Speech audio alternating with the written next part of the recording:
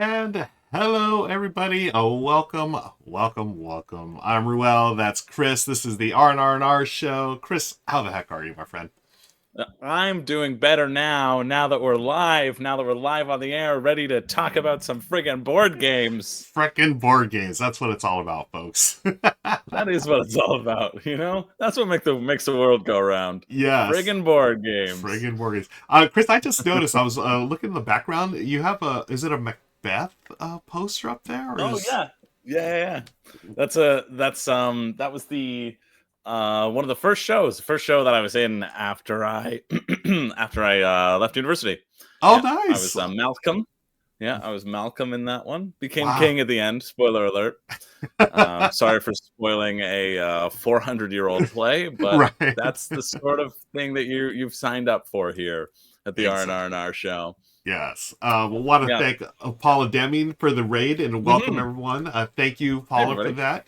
And thank you, Knight 2E4, for resubscribing. They've subscribed for 6 months. Thank you, friend.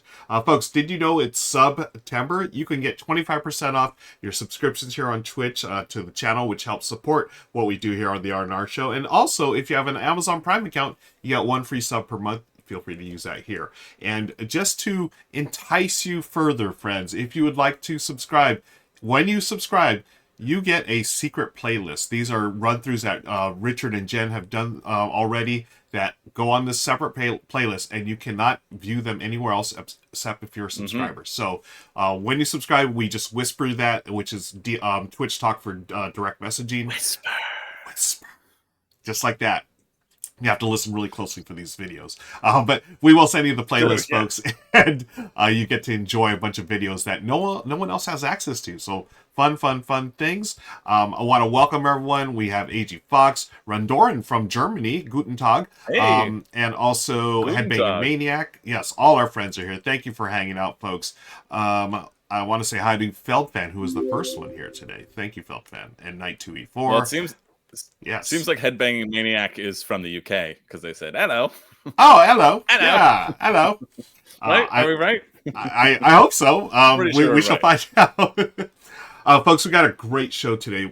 Really fun things happening. Not only are we going to talk about our top 12 must-have games from Essen Spiel, but we're going to Hmm. be giving away passes to PAX Unplugged, which is coming up real soon. I just realized, as we were talking about this before we came on air, Chris, I just realized PAX Unplugged is really not that far away. We've only got It's the start of not that December, far is it? away. Yeah, Yeah, we're almost October, so it's like 2 months away.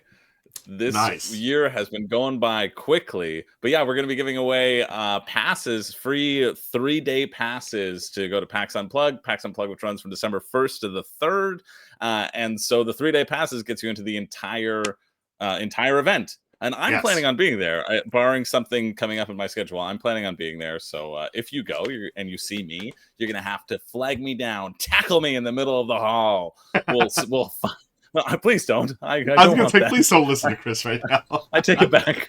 Unless you have like a nice inflatable like bouncy castle set up, and you say, "Excuse me, Chris, come right this way," and then set me in front of it. Then I'll know what's coming, and then honestly, you have my consent. There you go. But only in those circumstances. Yeah, folks, and I haven't decided yet if I'm going to PAX U. I really want to go. I enjoyed my time there last year. It was a wonderful convention. It's got a really cool vibe to it as well. Just coming at the end of the year after all the other conventions have gone by, and it's a Mm. lot more relaxed atmosphere. And honestly, Chris, I love the Reading Terminal Market right across the street where you can just eat to your heart's content. And I really, That's yeah, it's now you're phenomenal. speaking my language. Yeah, it's You just know, yeah, now I will say this: they don't have tacos as good as Tacos El Gordo in Vegas, but they do have no. some wonderful food in that market and in the surrounding areas as well. Speaking of Las Vegas, we've got an event coming up. Is it like less than a week away, Chris? Are Less we? than a week. I Oh, am flying in on Friday.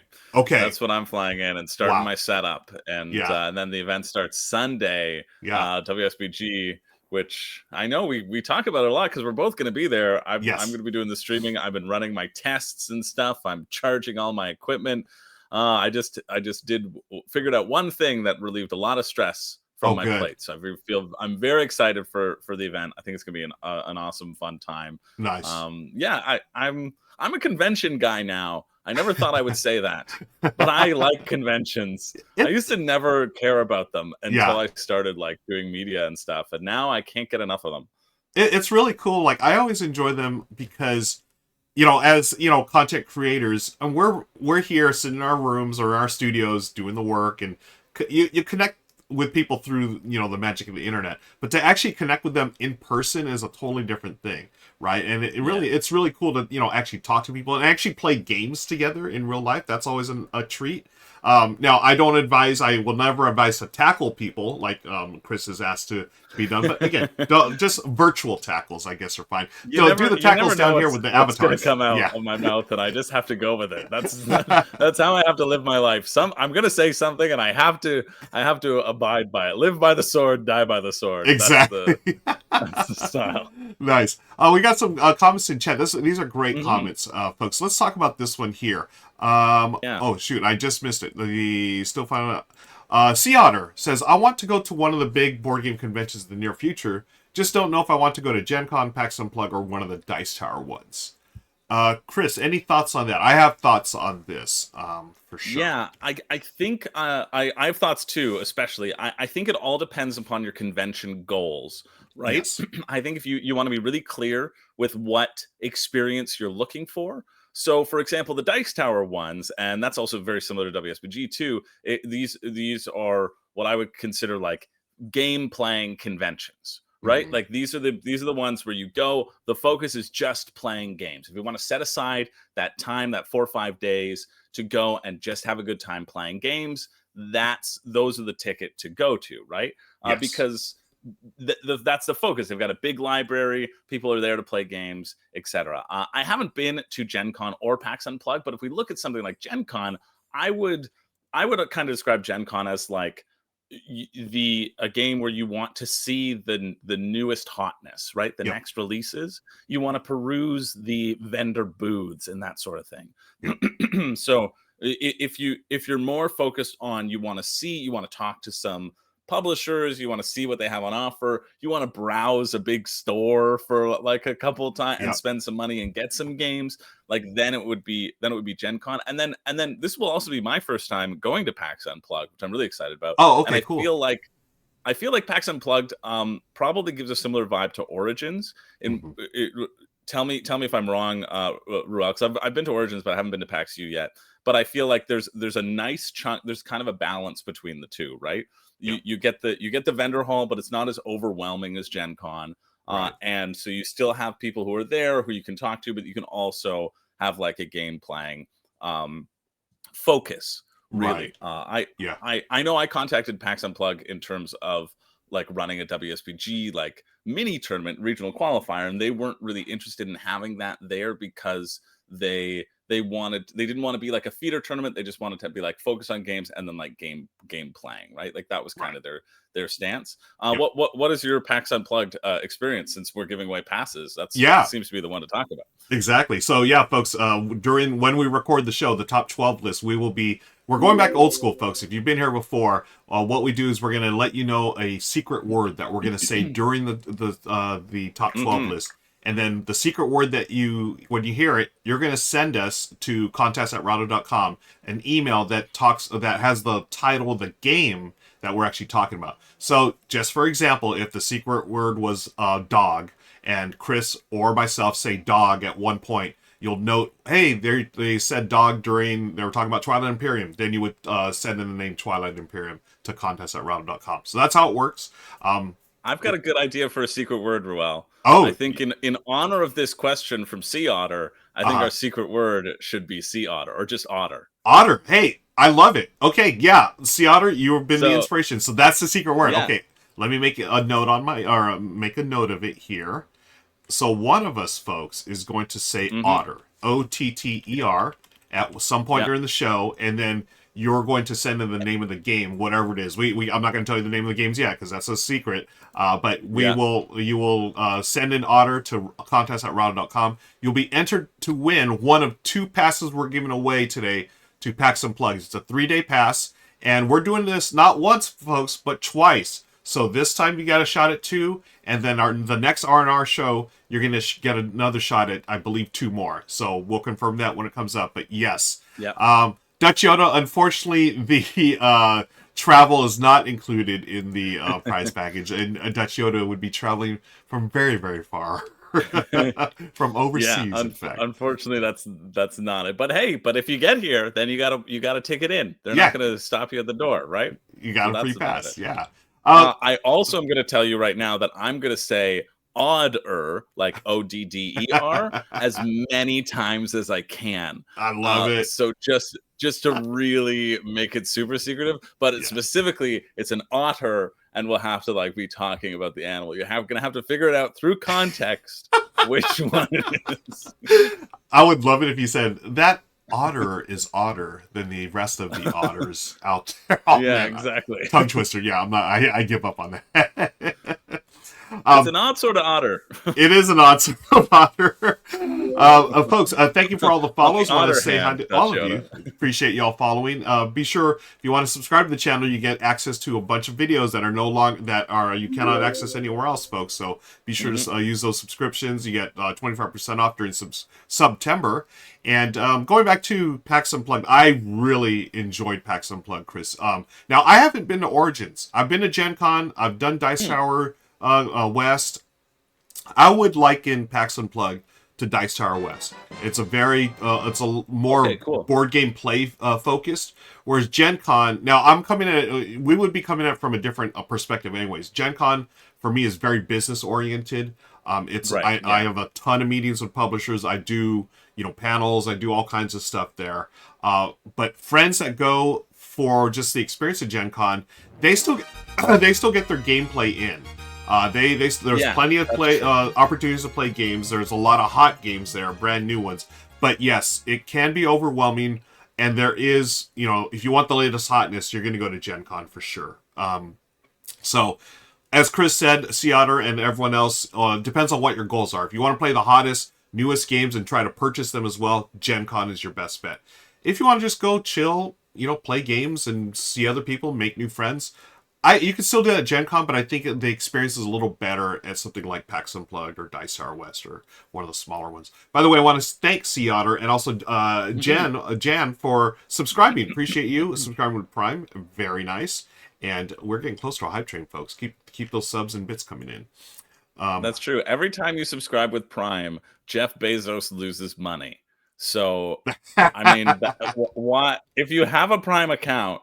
You gotta do it. You gotta do your due diligence as a person on this planet. And you probably do have a Prime account. It's okay. Most of us do. I get it. Yeah, you have to. Yeah, it's a deal with the devil. This is how you can offset. This is how you can offset the damage. There you go. Yeah, offset the damage we've done by supporting your independent Twitch streamers. Undo Pixel has a question. Do subscribers still get the secret word if they ask? Yes. That's one perk of being a subscriber, folks. If you're a subscriber to the channel, you can just ask Richard. We'll just tell you what the secret or where the secret word was. That's one of the perks you get as a subscriber. It's like, hey, I didn't hear where Chris said otter. I couldn't tell if Chris said otter or otter. Mm-hmm. Can you tell me what the game was? And we'll just email it to you. Yes. Again, that's for subscribers only. So if you subscribe, you get that perk. And that's true. Yeah, so very, very cool. We haven't done one of these contests in a while, folks, so I'm excited to do that and excited to give away passes to PAX Unplugged. It's going to be a great time. But I want to come back. I'm going to turn things back around, Chris. World Series of Board Gaming, less than a week away. Mm-hmm. I think I'm coming in Saturday, either Saturday night or Sunday morning. I know there's like an event Saturday, I think. And then for anybody who's arrived a little bit earlier, because sometimes some of the games start at like 9 a.m. on Sunday, so people arrive Saturday. We're having like a little mixer, I think, for anybody who's there. Okay, just to hang out, chill. Is that a public thing or is that just for staff? Yeah, it's a public thing. It is a public thing. Okay, cool. It's for whoever. I think it's for whoever shows up earlier, basically. Okay, awesome. There's a place downstairs that we're gonna go to, and nice. Yeah, it'll be a good time, and then I guess Sunday we'll kick things off. Yeah, I guess I should know this off the top of my head. What hotel are we at? Is it not the Rio. That's Dice Tower West is the Rio. Yeah, the Rio's Dice Tower West, the Horseshoe Casino, which was formerly known as Bally's. That's where That's right. WSBG is as Okay. well. Bally's right across, or at Horseshoe right across from Caesar's Palace now, I think. Yeah, Okay. and right beside Paris and right on the Oh, Strip. all right. Whereas Rio's a little bit more like removed from the Strip. This one is right on the Strip because they wanted all the glitz and all the glam and all the lights. Oh yeah, cannot basically. wait. That's gonna be fun. So you fly in on Friday, is that correct? You'll be there Friday. Okay. Yeah. So I'm gonna try to set up, and I'll try to get there Saturday then. I planned on driving up Sunday morning, but then I looked at the schedule and I realized like I'm due to do something like at noon, I think, on Sunday. So maybe I should get there the night before, get some rest. If you're there, you know what I mean? Yeah. I actually saw Paula Deming, who just raided us. Again, thank you, folks who joined us from Paula's raid. I saw her yesterday. Also we streamed. there? We streamed yesterday, and we are going to be doing. We are commentating, I think, on the Red Cathedral, a favorite of a lot of people's favorite game. Very, very solid Euro game. So I'm excited about that. Wombats in Orbit. Hello, I love that username. Wombats in Orbit. Very nice. Corthane, thank you for subscribing. IT Omar Hernandez, thank you as well. Good to see you, friend. And Janho. Okay, we said hi to Janho. I'm trying to catch up on chat, folks. Appreciate y'all. We just do one have thing in chat. Yes. CBS Inc. said he said the thing when I was saying Otter. Yeah, we can say Otter as much as we'd like in the pre-show, but in order to be entered into the contest, you're gonna have to say the name of the game because we're gonna have a top 12 list. So there's gonna be 12 games, and we're gonna say Otter in one of those games. So so that's what you have to submit to be clear in order to be entered for the contest for that free PAX U pass. That's right. Yes. So you're submitting not the word otter, but you're submitting the game name that happens to be when we, when one of us says we say otter. Yes. Yeah. Thank you for the clarification. So all this otter talk right now doesn't count. Y'all are here. Thank you. But if you send in something that says pre-show, that's not it. You're not going to be entered. Exactly. Now I forget. Now see, it's been a while since we did this. When we start the top 12, we'll do the intro as usual, and then I will say, we have a contest going on. Is that no? Shoot, what do I? No, I don't say it. I forgot what we do. I don't know. I think we just announce it here, and then we go to the show. We record it as normal, and then we're just one of us is gonna say Otter, and then that's it. We announce it here, and then we announce the winner here as well. I believe. Gosh, it's been a while since I've done it. Yeah, I'll double check as we're doing this. Okay, thank you. And then I can announce it if we have to announce. Yeah, and I think because we had changed it towards the end of the contest giveaways, where during the pre-show we would not only say the word, but we would say who says it. So at least people who are on the pre-show, they have sort of an advantage over those who just watch it on YouTube, I believe.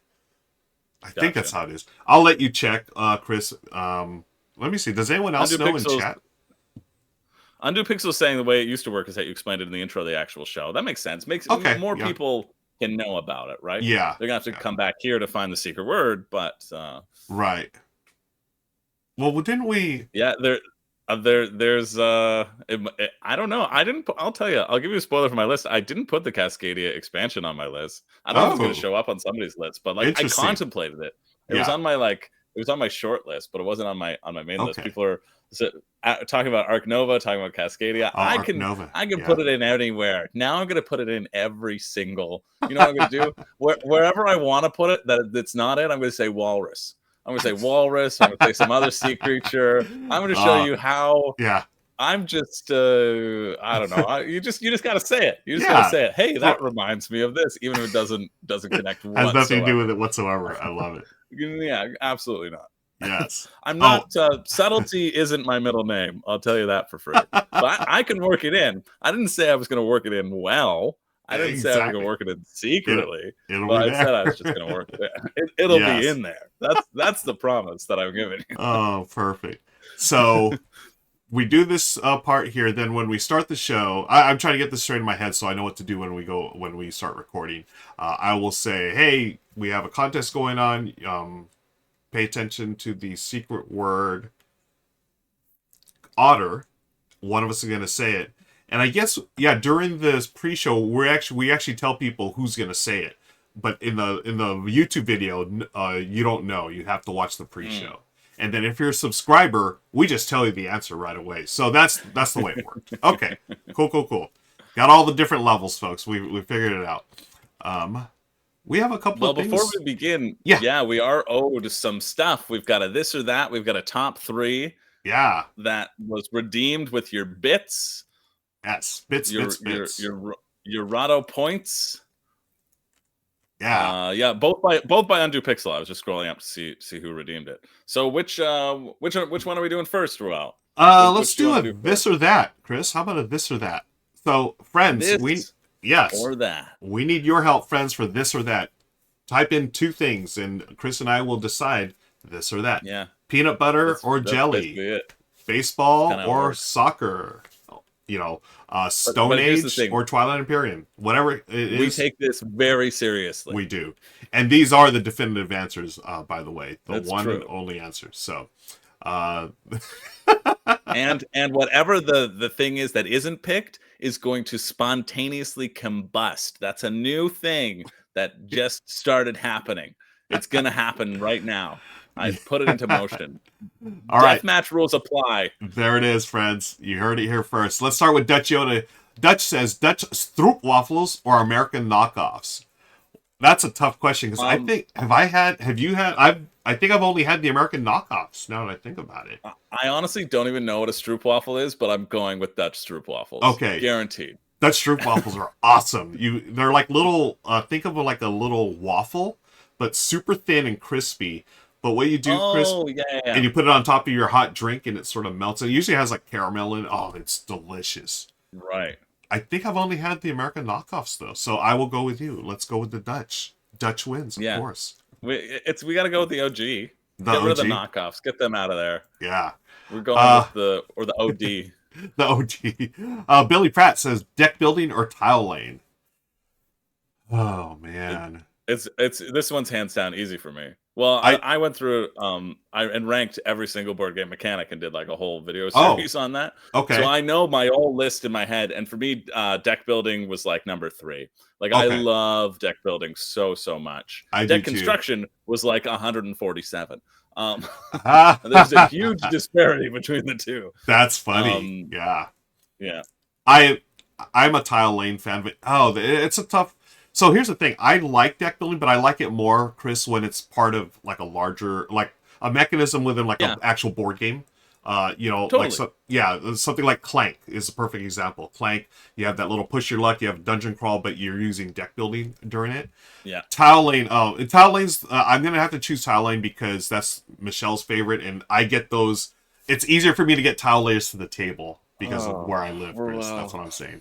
I thought I liked you. I really thought we had something special. There it is. But we no longer. Now I'm gonna go full Richard on you and say that I hate your guts now. Oh my god, full Richard, folks. There it is. So we have different opinions there. B. Travis asks pumpkin spice or cinnamon. Oh man, this is where Michelle and I totally disagree. She is a huge pumpkin spice fan. I'm not a pumpkin spice fan. I go with cinnamon. Well, I think you got to think of it this way: pumpkin spice is seasonal. Cinnamon can be used year round. So why not go for the year round thing? Exactly. Rather than the weird seasonal thing that's only sticking around because it's a gimmick and nobody else really likes it. They just forget that they hate it, and then they have it again. They're like, okay, I'll try that again next year. Exactly. No, give me the substance of cinnamon over the passing fad of pumpkin spice. Okay, Sith or Jedi? I mean, obviously we got to go with the Jedi because the Jedi are the good boys. Yeah.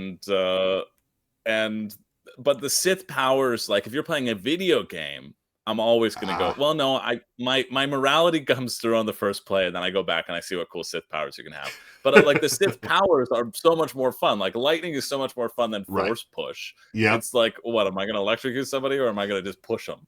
No, you're going to electrocute them. You're going to electrocute them, of course. But yeah, in the end, it's all about being a Jedi, folks. You got to be a Jedi, though. Yeah. You got to be a Jedi. Yeah. Hey, who's running the Rahdo run-through count? They ask Mexican or Italian food.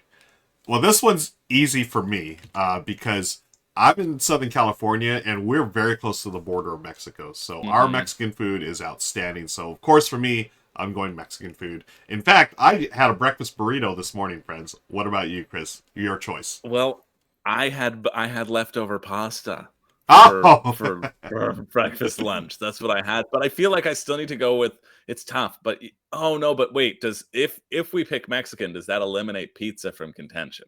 That's the question. okay. If you had to choose one or the other, then that's really tough. Yeah, That's the question. Because then I gotta go Italian, but I feel like pizza's become its own thing. So now we can just like leave pastas over there. yeah. Then I go Mexican. If Okay. I could, I really love pasta, but I just like the spices. The spices in Mexican Thank are you. food is so much more exciting Yeah. versus like the bloat that you feel sitting on a couch after you've eaten an Alfredo pasta. Yeah. So You true. know, Words of wisdom, folks, right there. Okay, this one is easy for me. French fries or tater tots? I want to know your answer, Chris. French fries or tater tots? you gotta go French fries. You just Oh, gotta go French no. fries. You Really? do. You Tater do. tots, I man. I You're so know, but French perfect. fries are so much more versatile, Ruel. They're so much more versatile, The and they come in seasoning, so many though. different flavors, right? You can put that seasoning on a French fry. I only say this because last time I was in Vegas, when I was there for Dice Tower West, I went to some burger, Smash Burger or something, Oh, yeah, yeah. and I couldn't decide between French fries or tater tots, so of course I got both. Uh-huh. And and then I was disappointed by the tater tot. So my last tater tot experience Oh, no. wasn't that fulfilling, and so Oh, we gotta go with the French fries. oh my gosh. Wow. Okay, we're going to have to Because tater agree to tot, you get one disagree. tot. French fry, you get skinny, you get thick, you get the Oh, whole potato because it's a cheat, and you just oh, say that's a fry, and you just hunk it. but oh, those tater tots, so the perfect seasoning. You have that crispy on the outside, the potatoey. I can go, yeah, go either way on this. Oh, it's so good. Um, Yeah. Someone was saying sweet potato fries. I do like sweet potato fries. Mm. Yeah. Um, I I see land. I see land or sea. Land or sea? Oh, Well, I like walking and not drowning, so I think I'll pick land. agreed. I'll go with land. However, there was a point in my life I probably would have taken sea. I really enjoy. Well, I was more of a. I used to go fishing a lot more often, and I Oh yeah, really love being on a nice. boat, being out there. But then I I love the realized, water. I love the water. I love yeah, swimming. yeah.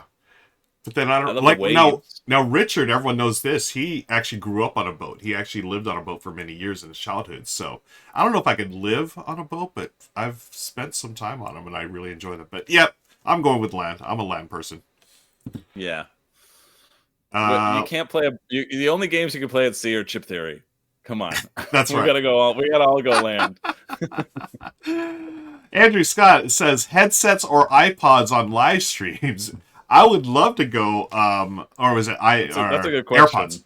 That's a great question. I had AirPods for a while. Those things were malfunctioning. They have been malfunctioning forever. So that's why I've switched over to headsets. They've proven to be a little more reliable these days, and that's why I stick to them. Yeah, Um, I guess it's true. We should go with headsets, right? there it That's is. that's what we're saying. So we gotta make sure Oh my gosh, you that have three headsets, Chris. we gotta know. Well, this is for WSBG. I stole the commentators' headsets because I need to do some commentating headset things over. I don't want to stretch them, but there we go. Oh, that's That feels perfect. pretty good. That is perfect. Yeah, How's this? Chris. Is this better, I Andrew think Scott? you, you are ready for the WSBG right I, there. I think this might be pretty good. I love it. I think it's perfect. Imaginaric asks, dogs or a joyless existence? I choose joyless exist. No, just kidding. Obviously, dogs. I Dogs, have a of cat, and course. I'm still a dog person. Like Yeah. dogs are the best. Dogs or cats? I pick dogs. Sorry, Artie. Oh, yeah. Oh, so you only have a cat right now? You don't have a dog? Yeah, we don't have a dog. Oh, It's okay. more for like landlord purposes. Like Yeah. our landlord, she technically can't stop us from getting a pet, but we also have good rent, and we like to keep a good Yeah. relationship with her. So Smart. there's Yeah. that. I know apartment living, when I was living in apartments, is always, I could always live with a cat, but dogs were like a Yeah, lot tougher. Because cats are just yeah, cleaner, yeah, you know? exactly. Yeah. Yeah. Let's see. What else do we got? Okay, so we've done a bunch of this or that. Thank you, friends, for all of those. These are great. We have settled the debate. We still have a debate over French fries and tater tots, which will be ongoing. But thank you all for that. What about Wolverine or Rogue? Oh, Wolverine. Oh, I totally missed that right under the... I mean, in the movies, obviously it's Wolverine because you can't beat Hugh Jackman. Even sorry, Anna Paquin. I know you're Canadian, but like it's Hugh Jackman. I think you'd also agree. However, in like the comics, you got to go Rogue because Rogue can literally take every single power ever, right? and Yeah, just keep them. You know? yeah. I don't think. Yeah, we saw more of of Wolverine in the movies, of course, but the comics for sure. Rogue was pretty powerful, pretty awesome. Caffeinated Camper, thank you so much for subscribing with Prime. You're going to get to know the answer to today's contest. All you have to do is whisper us, and we will tell you exactly where we say the answer. Wherever we said otter and not otter. Not otter. CBS Inc. says Wolverine was definitely more snuggly than Rogue. Oh, as long as it keeps the claws in, I guess you could call it snuggly. So that was this or that. Thank you, friends. Now I'm going to mark that as complete. We've got one more thing here. We've got a top 3. So we need a topic, friends, and Chris and I are going to come up with the definitive top 3. Whatever it is, games, food, comic book characters, whatever you want. And we're going to pick one of these topics. We've done a little bit of everything in the past, whether it's games, food, movies, whatnot, TV. So feel free to toss those out. We'll give you a minute or two, and then we will vote. We'll have a vote here. Headbang Mania's asking for the top 3 French fries. Goblin says top 3 superpowers. Yeah. Oh, I'm not going to lie. I like this one right here. Top 3 white elephant gifts. That's a really good one. I like that one a lot. We might just have to go with that, folks. Goblin also says top 3 sauces. CBS Inc. says top 3 alien races in all of sci-fi. Ooh, some good ones here, folks. These are fantastic topics. Yeah. Sometimes when we do top 3, the topics kind of limp in. I feel like everybody had them ready. They were just ready to fire. Y'all brought your A game today. Top 3 music artists or groups. Top 3 party games. Top 3 video games. You know, I'm really stuck on that top 3 white elephant gifts because I know my number 1 already, and I love doing my number 1. Yeah, that's a tough one. Yeah, that's a good one though. Yeah. Top we 3 have a vote on this, right? Yeah. So let's pick a couple. I will. Let me start a what is it called? A poll here. Yeah, we'll put white elephant gifts in there for sure. Top 3 superpowers. I think that would be fun. Okay. Top 3 alien races. That one could be fun. Okay. So let's see. Which top 3 should we do? Okay. So what we could put a board game one in there. Undo Pixel said top 3 party games. Okay. Party games. What were the other ones, Chris? We got a lot. Video games, fantasy novels, movies of all time, song covers, Star Wars characters, top 3 topics, top 3 Mexican foods, top 3 sauces, top 3 French fries. Wow. So I've got party games. Mechanisms. Oh my gosh. I've got party games and white elephant gifts right now. Let's pick 3. Oh man, these are so good. Put superpowers. Superpowers. Okay, superpowers. And I like alien races. Alien races, good. Alien. And then we need one more. Races. We'll put one food one there. I know there's a bunch of food ones in here. There's Mexican foods, yeah. Top 3 Mexican foods. Okay. Yeah. Mexican foods. All right, folks. And you can use your Rahdo points. 3 catchphrases just under the wire. Oh, just got it. Okay. Got 2 minutes. You may spend your Rahdo points to influence the vote if you want to see a topic more than something else. But there it is, friends. Which top 3 should we do? Party games, white elephant gifts, superpowers, alien races, or Mexican foods? Right off the bat, it looks like alien races is ahead. Superpowers got a couple of votes. White elephant gifts. I can see that. Yeah. I can vote. I forgot that I can vote too. Y'all know what I'm voting for. Okay, I voted. There it is. All right, I'm voting. Superpowers is pretty far ahead. We got 14 on superpowers. We can always use your Rahdo points to sweep the vote right at the very end. Yes. I can't. Oh yeah, you can see that little purple bar at the bottom that tells you how long there is we have left for voting. Yep. About a minute left, friends. This is gonna be a good one. This is gonna be fun. I don't think mine is gonna win, but that's fine. Top 3 headsets by B. Travis. Yeah, I'm wearing all 3 of them right Yeah, now. they are. So are you physically bringing down all the equipment, Chris, for WSBG? No. Most of it's still there. Oh, I just okay. I was brought gonna say back that's a like lot. some choice things. So like I still have like a bunch of the phones that we use as like mini cameras because I hadn't offloaded the footage before my flight, right? Like Okay. so some things like that. And then I knew I would have to do some commentary. So like one of the headsets broke and I fixed it. And then I wanted to make sure that if I was doing commentary in my place of residence, I had enough headphones for people to use, etc. That had a long enough cord to like hit the other sort of tech setup. Right. Okay. Top Cool. 3 fingers. Top 3 fingers. We got to go with thumb number 1, right? And that's what separates us from the rest of the animal kingdom. That's It's got to be true. number 1. That is true. Okay. Superpowers. You called it, Chris. Well done. All right. Thanks for voting, Mexican everyone. foods almost had a comeback. White elephant gifts. Nobody cared, Ruel. No Sorry. one cared. Okay. I'm going to give you my number 1 anyways, Chris, as a bonus for right. everyone watching here. My number 1 white That's elephant gift, and I've given this a couple of years in a row. Well, when we don't do it anymore, but it's a framed autograph photo of myself. I would wrap it up. I would write to my number 1 fan, I would write to whom it may concern. Thanks for being my number 1 fan. Your pal, Ruel Gaviola. I would sign it and I would wrap it up. I gave it my nephew. My nephew ended up with it one year. He was still a little kid. I kid you not. He started crying. I felt so bad. I was like, why are you... So that pretty much ended my nephew joining. Was he crying out of happiness or sadness? Because I thought it was happiness at first. He wanted a real gift. Yeah, no, he wanted a real gift.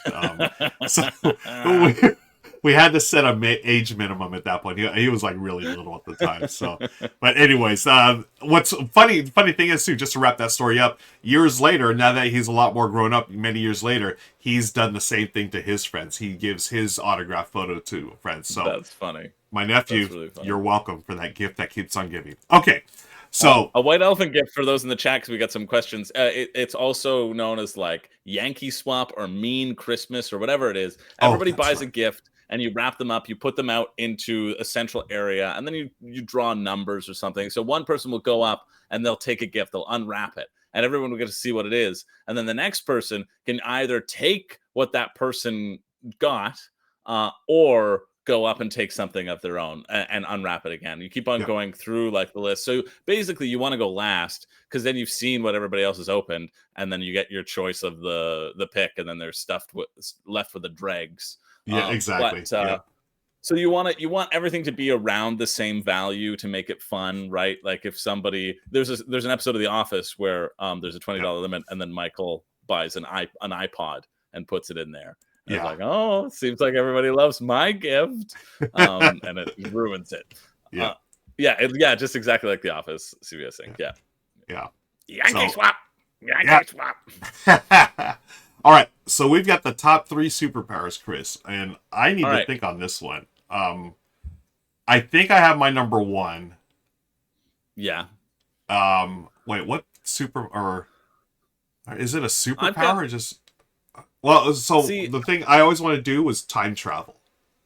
Yeah. Do we have superheroes that time travel? Yeah, if you think about Heroes, remember the show Heroes? Oh, that's right. Yeah. You could stop time. It's like time manipulation, right? Time manipulation. Okay.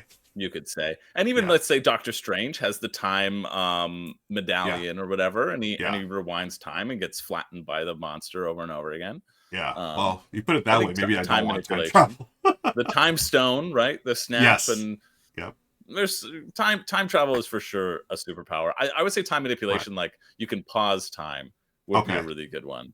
I would.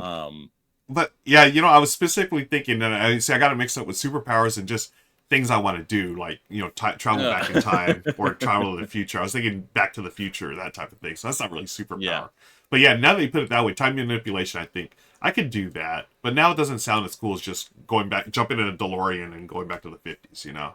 Time manipulation is like insanely powerful, right? If Yeah. you're because you literally just stop time and then walk over to somebody and like a villain Mhm. murder them and then start time again, and then the villain arrives without a head, and Yeah. surprise, there is no final battle because you're able to stop time and just slowly saw, or however, it doesn't matter. Thanos has got all that beefy neck. Sorry, Thanos, you can't do anything, and then you wake up and you're dead.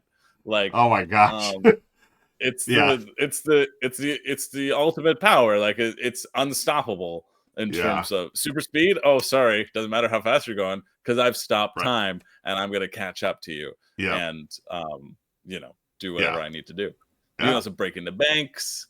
You know what I mean? You could do all sorts of stuff. You get I would unlimited use my money powers 'cause for you can. good. Yeah, yeah. Of course, me too. That's what I would do. Of course, that's what I would do. Maybe I would do something like, Yeah, I would I stop. I picked Jedi.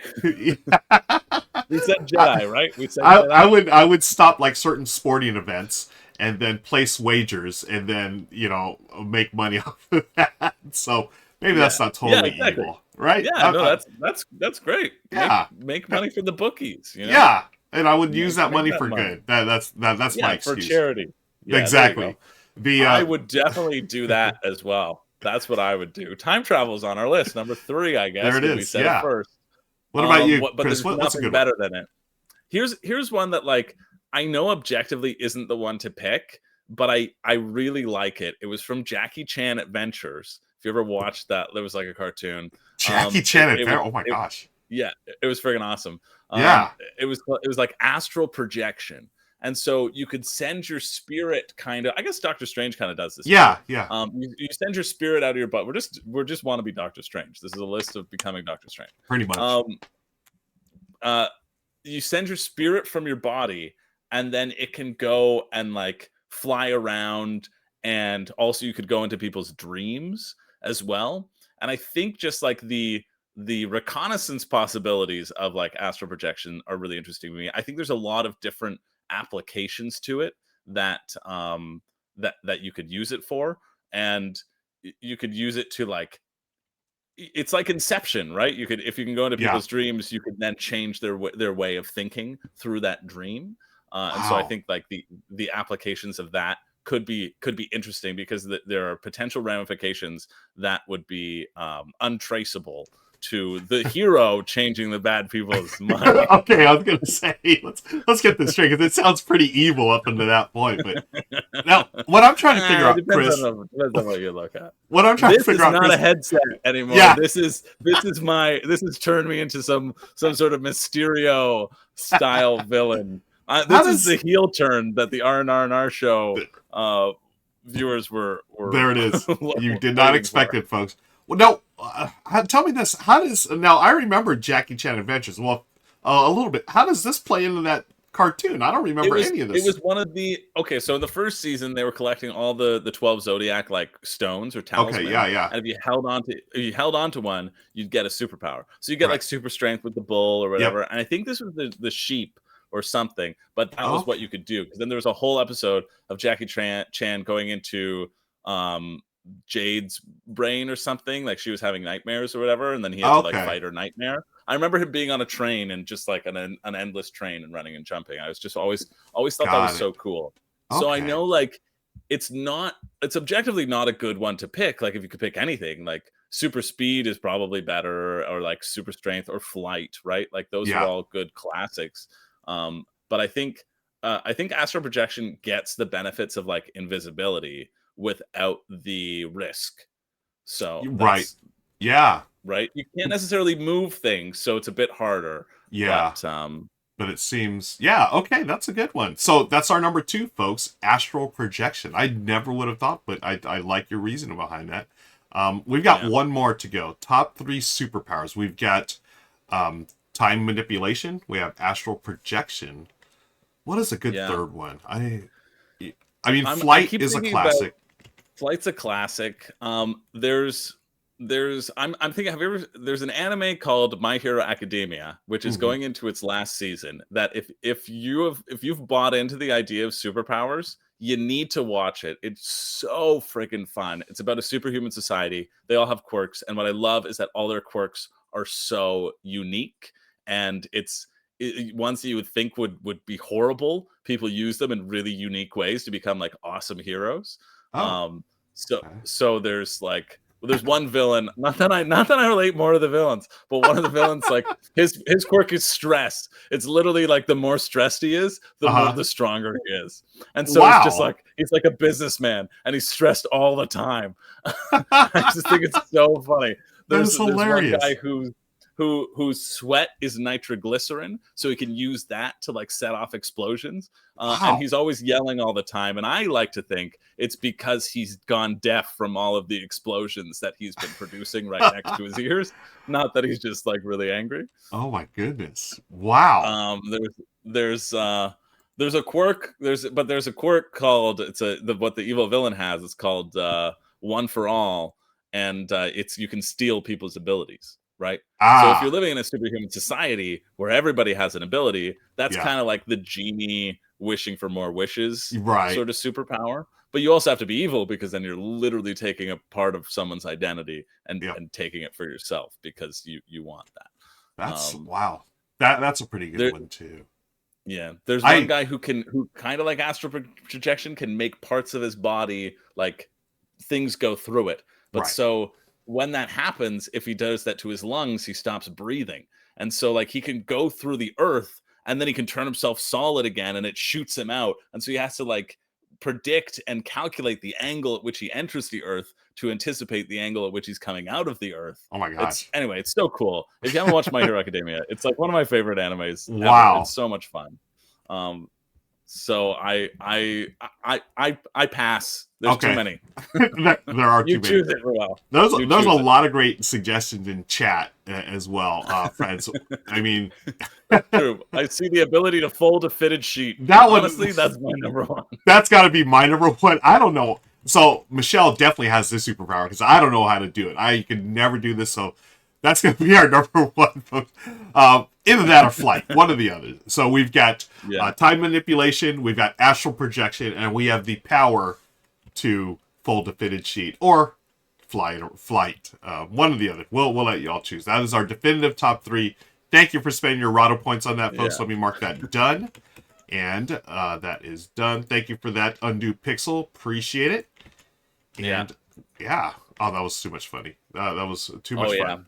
Good times. Barun Okay. saying, I like the girl who can change gravity's effect on things. Yeah, Uchaka Uraraka. Oh, She can touch things. Her hero name's called Uravity Girl. And so she nice. touches something, and then it like starts, she controls the gravity of it. So she can Yeah. like, if she touches a whole bunch of rocks and then they're floating up above, and then she can release them and like throw them down on people's heads. Very Yeah, cool. she's friggin' great. I'll have to. I know my niece watches My Hero Academia. I'll have to hang out with her. Your niece is afternoon. cool. Yeah, she's way cooler than me. for I'll sure. tell you that. It's Baroon says teleportation is always better than flight. Now, teleportation is definitely faster, obviously instantaneous, but I like to think of it as flight. Is like I get to see the sights as we go along to True. wherever we go. You know, rather than just. I mean, I get it. Teleportation, instantly go wherever you want, inside whatever, but I want to see the sights as well. I enjoy a good flight, I guess. Or I think I would, at least. Yeah, and that way you can catch things in the air too. Yeah, I right? guess you could do that with teleportation, but then Yeah. you're falling, plummeting to your death, and that would be pretty scary. Like, what if your Well, I guess it works. What if your quirk fails, right? Oh my gosh, yeah. I don't want to think about that. I also really like the comment that I was still tapped into Cerebro, because that's how I feel right now. Yeah. He's evil, folks. He's evil. Let's get ready for the show, folks. So what you're here to see, someone had asked earlier if they'd miss it. No, you were watching the pre-show. We do this on Tuesdays here on the R&R&R show, where Chris and I get to hang out live with you all and do fun things like this. We did a top three. We did it was a top three superpowers, and we also did a this or that. Lots of fun stuff. And then you're going to watch live as we record the show for YouTube. It's going to be our top 12 must-have games at Essen, and we're also giving away 2 passes of PAX Unplugged. So let me get this ready. Top 12 must games, half games at PAX. Okay, that is ready. Yeah, we just like hanging out beforehand, have ourselves a little bit of a chuckle, a little bit of a laugh, one Yes. single goof, and then we do a very serious list because board Yes, games are serious business, no fun, they are, folks. no Wait, did fun we at do a all. goof? I think, did we do our goof today? I believe we did do the goof for today. So maybe we're Yeah, all we locked might have down now. goofed. Yeah. We are goofy. As far as goof, I don't know. Yeah. Let's see. Nightbot, you go over there. Text pad. The power to plug in a USB correctly the first time. Yeah, that's Oh a pretty man, good one too. that is a Every great one. time. And I'm right Yeah. often. And it still doesn't go in, and then you're like, okay, I guess I didn't get it. I Yep. gotta turn it upside down. And then you look and you say, no, I was right the first dang time. But of course it doesn't work. It's always The like USB that. goblins are just in there like punching it as it They comes are goblins. in. They're like friggin' goblins. Freaking goblins. Okay, let me. People watching this on YouTube are like, why is he wearing 3 headsets? Yeah, I'm deciding if I keep this for the full episode or not. Oh, you know I'm saying yes, but it's up to you. Yeah, yeah. We got to prove that headsets are better than AirPods, right? Yeah, That's what we got to do. if you We can gotta wear do it, we 3, gotta do it. you can't wear 3 AirPods. I'll tell you that. You could wear 3 headsets. That's true. Right? See, that's a little. There we go. That's a little too much. let's not get completely absurd here. All right. Okay, let me get all these links ready. Got this link. That one's good to go. Press this button. So, folks, you get to Shove see an AirPod as in your nose. Yeah, that's fair. 1, 2. as you see, you get 3, 4. you get to watch the making of the sausage, as we like to say around here. This goes here. We do like to say that. Yeah. Do we want to do a battle royale? We do. Yeah. You want to? Here, I'll set up battle royale, folks. Y'all duke it out. Good luck. And I think the music's going this time. Hopefully it is. We'll see. Y'all let me know if the music's happening.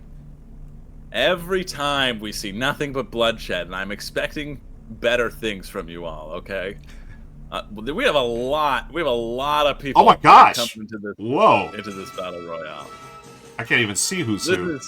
This is the biggest battle royale that we've seen, and what are they? Oh my! They're hitting each other. They keep. What? You monsters! You monsters! Whoa! The pain and the suffering that has happened. Scott, come on, Scott. Scott, I expected better from you. Come on, Zen and Feldfan and all the people out there. Andrew Scott, you know what? I did expect this from you. I expected this from you, and it's your thirst for blood that sends you forward so voraciously into most battle royales. Yes, but it is Caffeinated who takes the win. Caffeinated Camper, the new subscriber. Way to go. You overthrew the evil list villain of them all, Andrew Scott, who asked me about headsets and prompted this. Well done, Caffeinated Camper. Congrats. Well done, Caffeinated Camper. You are the hero that we don't deserve, but we have, and we'll be happy for it. Yes. I'm popping a cough drop. Friends, what we're going to do is, you all know the secret word is otter, and we're going to let our friends on YouTube know that. But what the friends on YouTube don't know, because they're not watching the extended edition, is that who's going to say it. So, who's going to say it? Chris, is it going to be you or I'm me? going to say it. Yes. Folks, you heard it here. Chris will say otter, O-T-T-E-R, at some point during the show, and you're going to send in the name of the game that he's talking about at that time to contest@rahdo.com. And then, I think we're good to go. Okay, those videos are good. Richard's videos are good. I've got the buttons to press here. We switch over to this scene. Now all the people go bye-bye for now. I guess I should have cleaned up the background here. Y'all can see what a mess this was. I was tearing apart my shelves this morning looking for a game, and sure enough, I found it in the other room. See, that's why you can't do the front facing, Ruel. I know. Always pull things out and look behind them. If I was smart like Richard, I would have a spreadsheet of where all my games are, and I'm going to have to start organizing. Or just label them. Start putting tape underneath, and you can oh man, label that's another great idea. Yeah, that's a wonderful idea that I will not implement. But it's great to think about it. I wish I could do stuff It like is. that. Okay. It is great to think about. I love thinking about those sorts of things and not doing them as well. 100%. I love telling people to do them because I know Yes. I'm not gonna. Yeah, it's even better. We just give unsolicited advice. But no, I do want to do something like that. I actually talked to Michelle about, hey, maybe we should do this. But again, it was one of those things. Yeah, we talked about it years ago. Hasn't happened yet. Okay. Yeah. One more sip of water, and I'm good to go. Chris, how you Yeah. feeling? I'm feeling pretty good. I'm adjusting my my headset, and I can hear you. I can hear you all right. So I'm ready to go. All right, let's do I'm this. ready to go. We do have a sponsor for this show, so we're going to have Richard do the. I've got a pre-recorded thing Richard's going to do, and then we lead into episode 72 of the R&R&R show. Okay, here we go. Hey everybody, this week's episode of the R&R&R show is brought to you by Arcane Wonders and their new game Dice Manor, which came out earlier in the year to pretty high praise from folks like the Dice Tower, who put it on their essentials list, and I thought it was a very, very sharp game, all about trying to make the most palatial manor you can by rolling lots of dice. The only problem was, it had a two-player mode that was a little loose and could have used a bit of work. Well, I am happy to report it has gotten that work. Arcane Wonders is releasing new, enhanced two-player rules that significantly improve the game. Now, I'm going to be doing a run-through for the game later this month, and I cannot wait to show it to you folks. And in the meantime, if you'd like to know more about it, there's links down in the show notes. Thanks again to Arcane Wonders for supporting the show. All right, and here we are. Thank you, friends, for joining us today. It is the R&R&R show, episode 72. I'm Ruel Gaviola, joined by Chris George and a bunch of headsets, apparently. Chris, what the heck is going on, friend? We call it Cerebro, and those who know, know. If you want to know, you should tune into the pre-show. Yes, and you know what? I need to stop there because I messed up the title below, and also I pressed the button a little too quick, and I think I cut off Richard on the intro. Sorry, Chris. We're gonna take two, and folks, I will do the same joke again. Yes, next true time. Professional, folks. Yes. So this is what you get to see. We're doing this live, folks. So here we go. Take two. Hey everybody, this week's episode of the R&R&R show is brought to you by Arcane Wonders and their new game Dice Manor, which came out earlier in the year to pretty high praise from folks like the Dice Tower, who put it on their essentials list, and I thought it was a very, very sharp game, all about trying to make the most palatial manor you can by rolling lots of dice.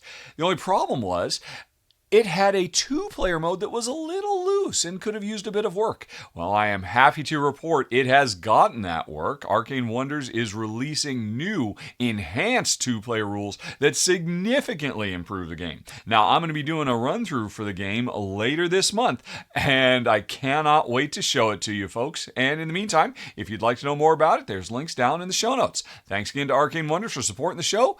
Let's go. And here we are, friends. Welcome to the R&R&R show, episode 72. I'm Ruel Gaviola, joined by Chris George and a bunch of headsets. What's going on, Chris? That's right. We call it Cerebro, and those who know, know. If you didn't tune into the pre-show, well, then you're never going to know, and we're not going to talk about it again. But what we are going to talk about is, of course, the sponsor of this episode, Arcane Wonders. Huge thank you to them for sponsoring the show. We're very excited to have them on board. Yes. Ruel, what do you love about Arcane Wonders? Because I've got something in the can. That's very legitimate. Oh, okay, cool. Yeah, I love all of their games. I can honestly say that. I'm really excited about. In fact, this what Richard was just talking about, Dice Manor. I just got a copy of it along with the new two-player rules. So I'm very excited to dive into that. Yes, and actually, I just played for the first time the Furnace expansion, Interbellum. Chris, I love Furnace. The base game. I love it even more with this expansion. It adds a few things that really keep the gameplay the same, but just adds these layers of depth and complexity that I really loved about it. And what's cool is it really they fixed the two-player game, like the dummy player. It used to be just roll a die and then they just block you.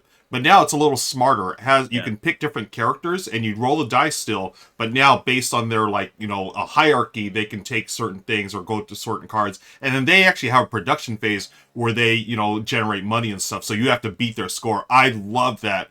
And, I'm a solo gamer, so I'm excited to dive deeper into that. But that's just a few things I love about Arcane Wonders. What about you, Chris? Oh, well, I was thinking about this. Actually, I've always loved Arcane Wonders, and I think that's because they've had exceptional customer service. Before I was ever on YouTube, before I was streaming, back when they were doing Sheriff of Nottingham, I had a rip in my bag, and I contacted them, and like the customer service that I got there to this day resonates with me. Like they sent me a replacement, they sent me a promo card. It's like, oh, sorry that happened to you, and Wow. like it was just such a wonderful, wonderful experience that I mentally clocked into my head, oh yeah, I'm going to be a fan of this company now moving forward. Like that's what great That's great. customer service can do for you. And, Yep. and so I've legitimately remembered that to this day. And every time I see something from Arcane Wonders that comes up, I'm That's excited great. about it because of that experience. Because of that experience of being a consumer and feeling taken care of, and feeling like they were just really passionate about what they produce. And I just think that's awesome from a Yes. company, and I love that they've continued to do so well because of that one experience. That's so cool. Thank you for sharing that. That's an amazing Yeah, story. And yes, I agree. Those type of moments you do, you will remember that throughout your gaming yeah, hobby, 100%. your journey. They Yeah. matter. Yep. They really matter. Yeah, Yes. Thank you. yeah, Folks, we've got a great list coming up. We've got our top 12 must-have games at Essen. We're a couple of weeks away from that. So it's the big, convention. Um, I wish I could be there. It's on my bucket list. One of these days I will be there. But yeah.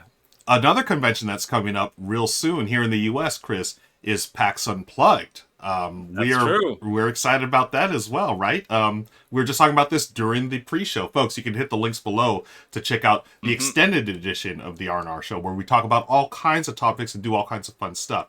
But Chris, when is PAX Unplugged happening again? That's happening December 1st to the 3rd in Philadelphia, and it's going to be a friggin' blast. And lucky for you viewers, we actually have a couple of 3-day passes, which will get you into the entire event to give away. And Yes, so we're going to be doing that. All you have to do is send an email to contest@rahdo.com. Is that correct, Ruel? that is, and it's right there on the screen. Contest@rado.com. We are going to Boom. say a word. One of us, either Chris or myself, we're going to say the word otter. Otter. Otter, like the sea animal. And for the reason behind that, you'll have to watch the extended show.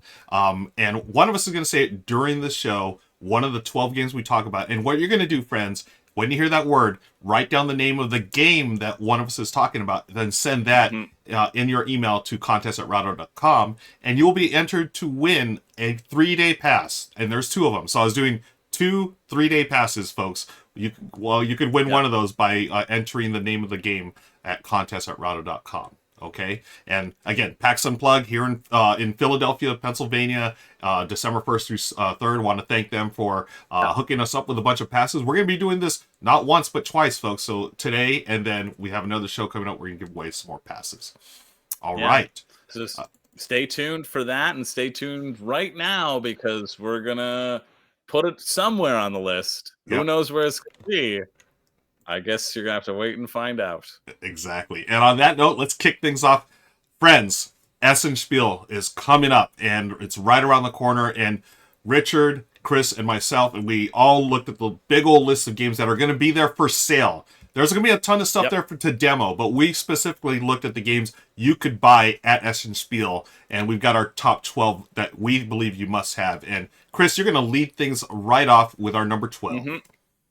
So this number 12, it's actually, I felt like it was a little bit of a cheat because when you're looking at Board Game Geek, it's ranked number 1 on sort of like the hotness level. Mm-hmm. A lot of people have said that they were interested in it, and I was surprised that it was ranked number 1 because it's from it's a smaller publisher. It's not like one of the big names. This is Among Cultists, Mm. but I'm happy for them that it is ranked number 1. This is a game that I backed on Kickstarter. I don't back a lot of things. This actually was my 1,000th game that I covered, my 1,000th Wow. Kickstarter campaign Nice. back in January, over on my channel. And so like to celebrate that milestone, I always said, I was like, okay, I'm going to back number 1,000, but I wouldn't have if it didn't at least look decent. And this one, and so I cut some things that week in order to make sure that this one was number 1,000, so that I could get it.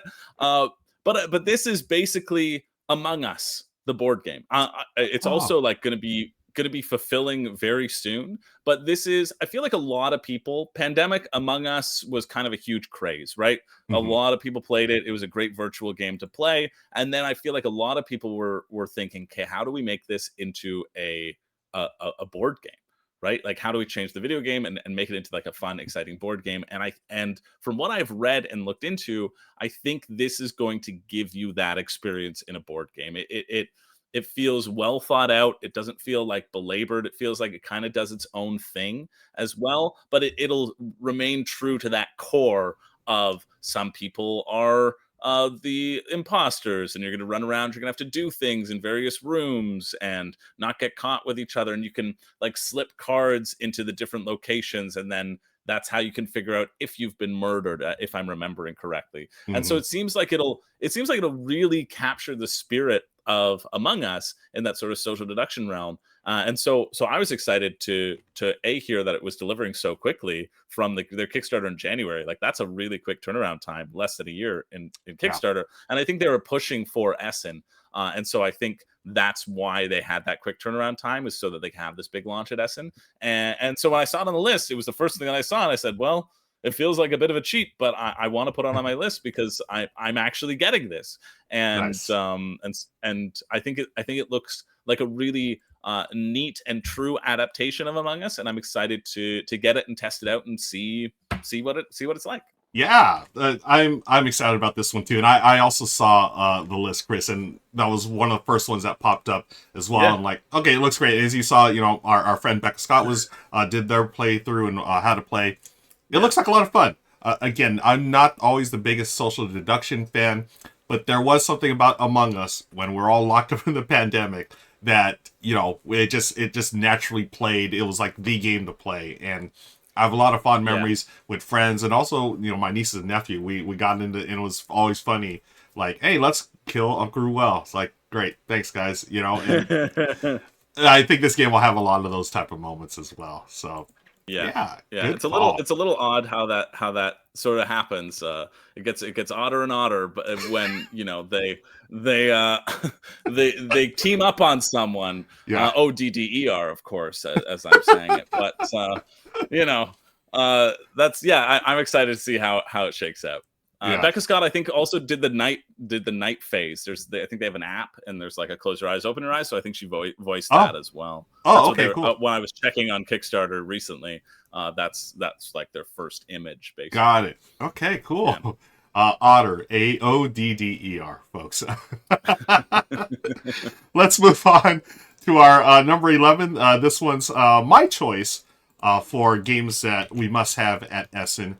And this one I'm excited about for a couple of reasons. Number one, I'm a big fan of any game that uses like art as its theme.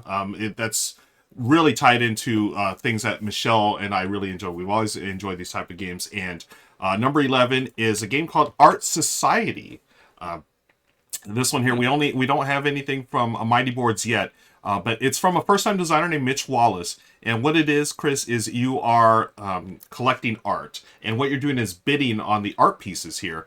And we talked about this actually in the pre-show, folks. Be sure to hit that link below to check out the extended edition. What you're doing is taking the art and you're going to eventually place it in front of you, and these are tiles. So it's got tile lane, Chris, and you know how much I love tile lane. I And do. yeah, and I mean, look at this art. It's perfect, and you're bidding.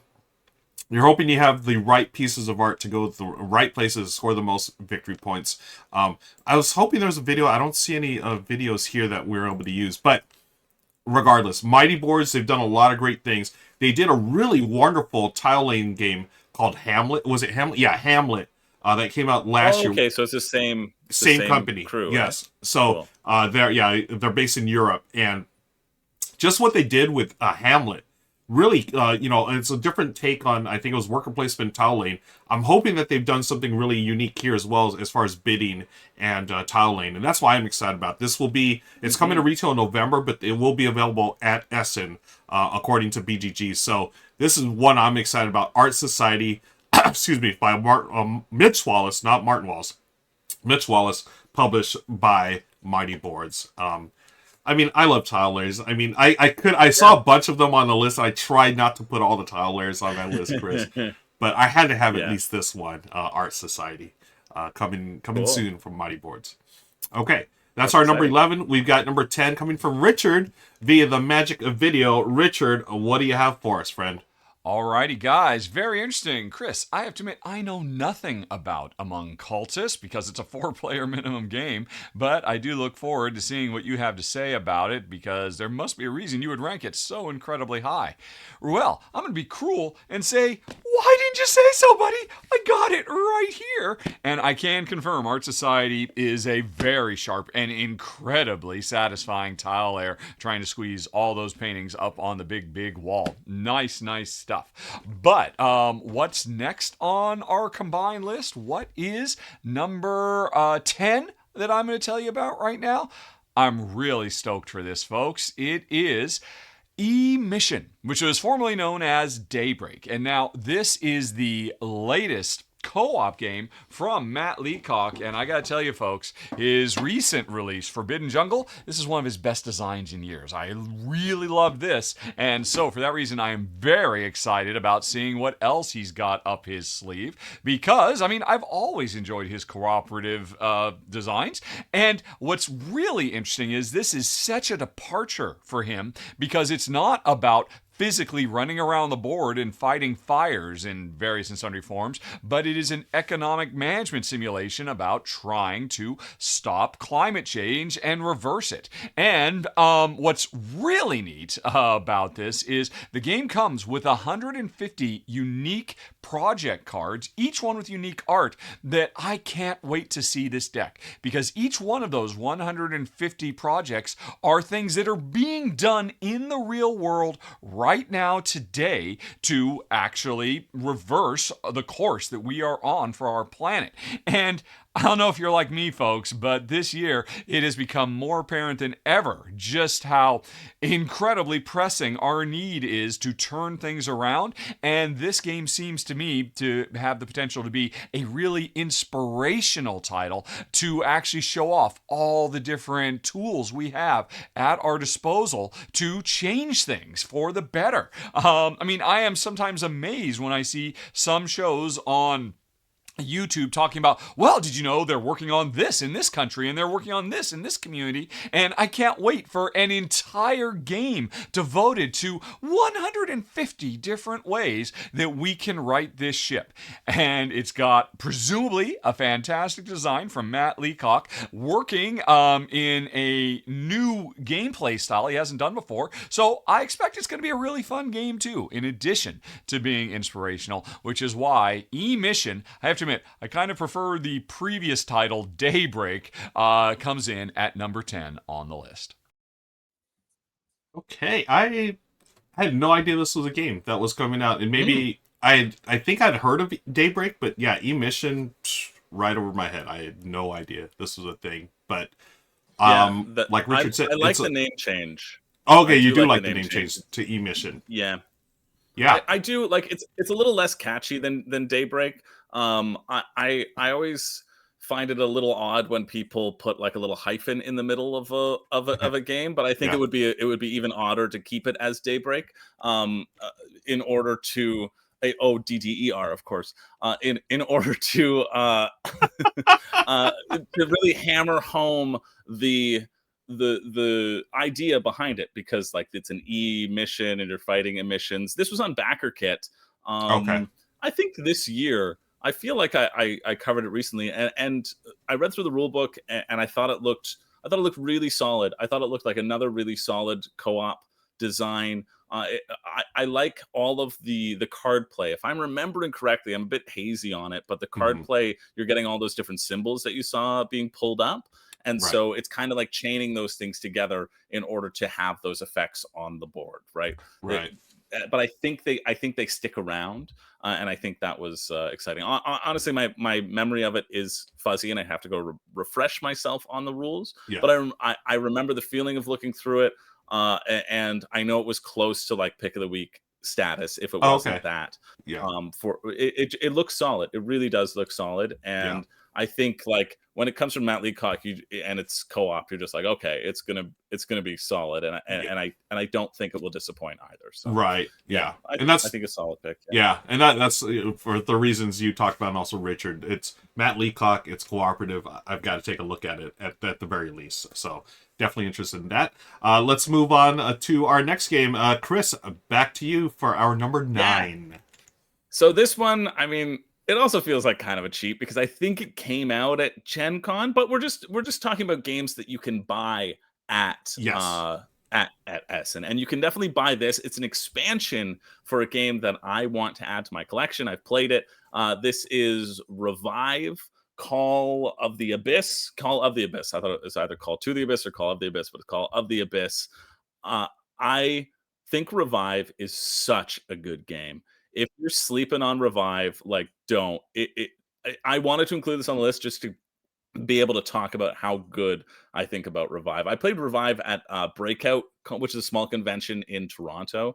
It was around March, so it was like right after Dice Tower West. I played it for the first time with my friend Billy, and it was just so friggin' fun. There's so much going on. It's an engine builder, but you can access, like with multi-use cards, you can access either the top of the card or the bottom of the card, and wherever you put it on your board, you use that ability. But you can also upgrade those spots on your board so that whenever you put in a specific color into that type, you get a bonus. And then you're going out on this main map that you have to explore. It starts out super small, and then you're flipping tiles over and you get a bonus every time you explore. And then you want to set down like choke points in specific spots, and then you've got an incredible tech tree as well that you're going up on 3 different sort of tech tracks, and every time you go up you're unlocking like a little disc, and that gives you potential to unlock your more asymmetric abilities. Whenever you hit a certain point, you get to take from a pool. There's so much going on with this game,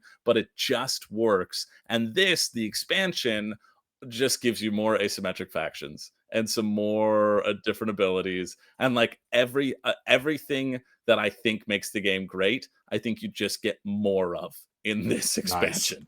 Nice. Yeah. It's one of those things where like I was looking at it, I was like, okay, I want to talk about Revive, but I don't know, because I'm not a huge expansion person. Like I don't feel the Oh. need to go all in on a lot of games, Yeah. because I have so many games that by the time, I feel expansions are for the games that you really play a lot and you want to deepen that experience, right? Like, and if you've got a big collection, you don't play it enough generally for a lot Yeah. of them, right? So going all in for me doesn't make sense for a lot of things. But for Revive, I was like, okay, so I don't know if I want to talk about an expansion here, but because it just gives me more of the things that excite me, that's why I wanted to put on the list because I was like, oh yeah, okay, I would add this in just because it just gives more variability, more excitement, right? Like you Yeah. absolutely don't need it. I think the base game is so robust, an experience, but highly recommend. And I love the art too. If we could cut back to the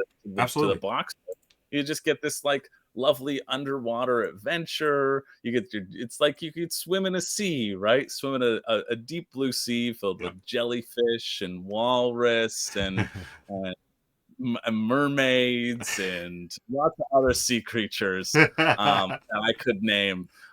Any one of those sea creatures. I'm trying to think of any other ones, but the other ones are escaping me right now. Yeah. There's so many. Yeah, Chris, there's so many. There's so Yeah. many that you could say right now that's just escaping me. But and I was planning on saying it right now. I'm gonna figure out where I'm gonna say it later. Doesn't matter.